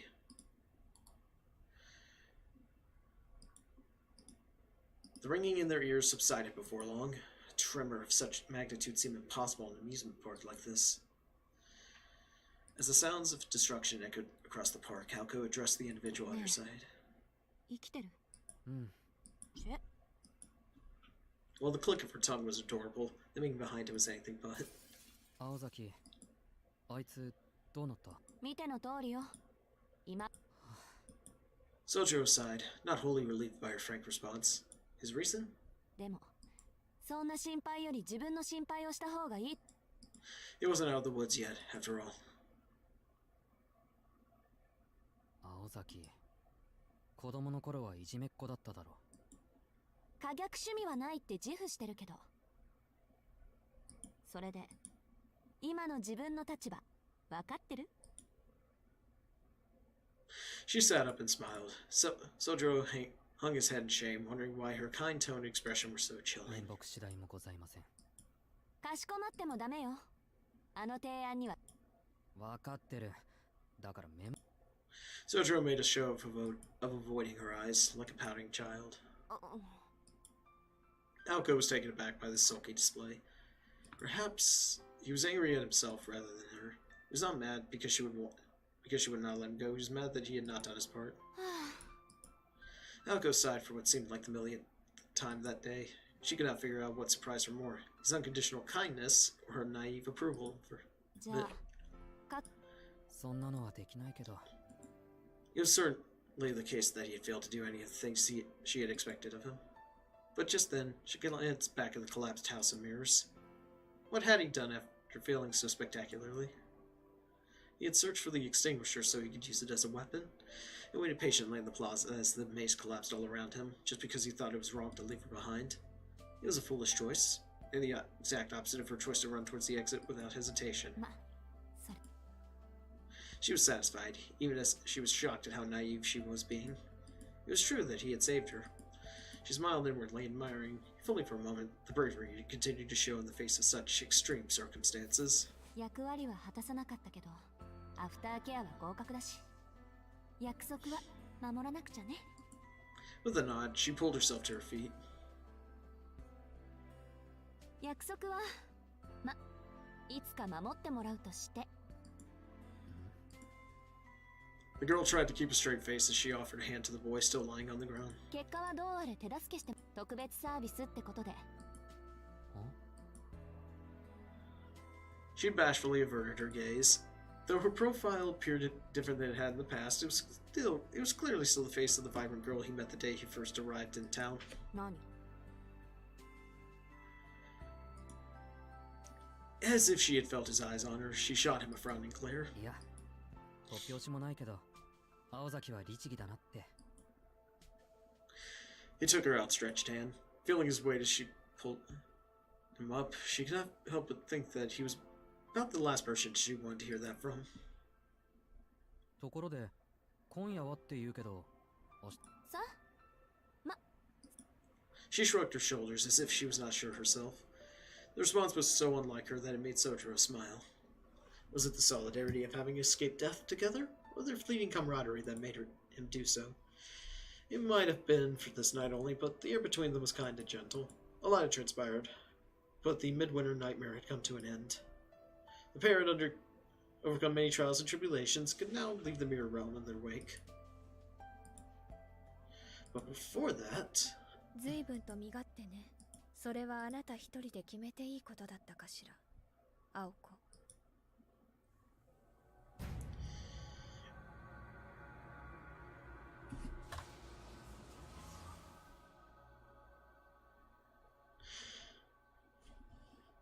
It was the voice of a beautiful songbird and a merciless machine all rolled into one.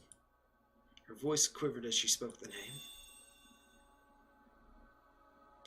The lady in black made her presence known. The night was not yet over. Her name was Alice Kuonji. She was a witch whose name struck fear into the heart of Aoko, an avatar of the night who would allow no witnesses.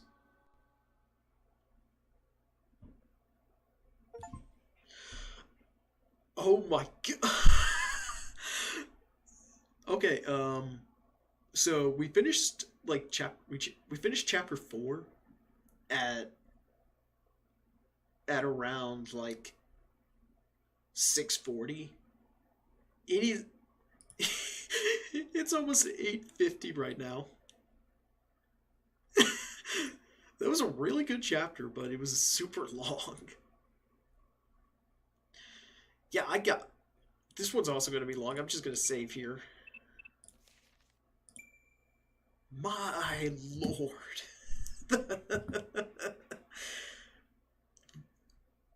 Oh, that... Okay, so what did we learn? Aoko's extremely ruthless, but at the same time, very conflicted about doing it in the first place, but still conflicted about even about doing that in the first place, and still honored her deal, at least is more than happy to honor a deal. I don't know what to think about Aoko at this point. I guess my thoughts on her could be summarized as she's a very well written character. She is a very well written character. She has her positive features, her negative ones, and honestly,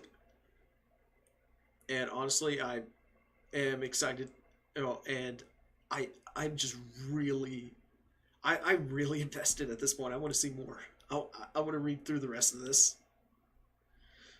But like I said earlier, this was going to be the last one for the night. But yeah, this is actually really good. Yeah, this actually is really good, and I'm kind of smiling like an idiot for enjoying it. All right, so yeah, that's it for tonight's stream. I'm probably gonna have next week's schedule posted in a community tab, either later tonight or tomorrow morning.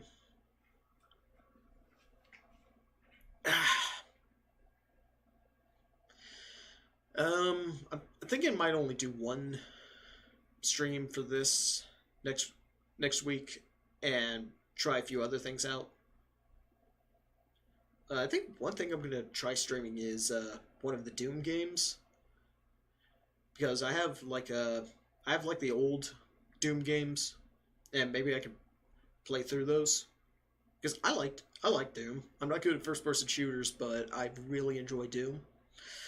And at some point I'm going to be playing the Halo games, because I love Halo.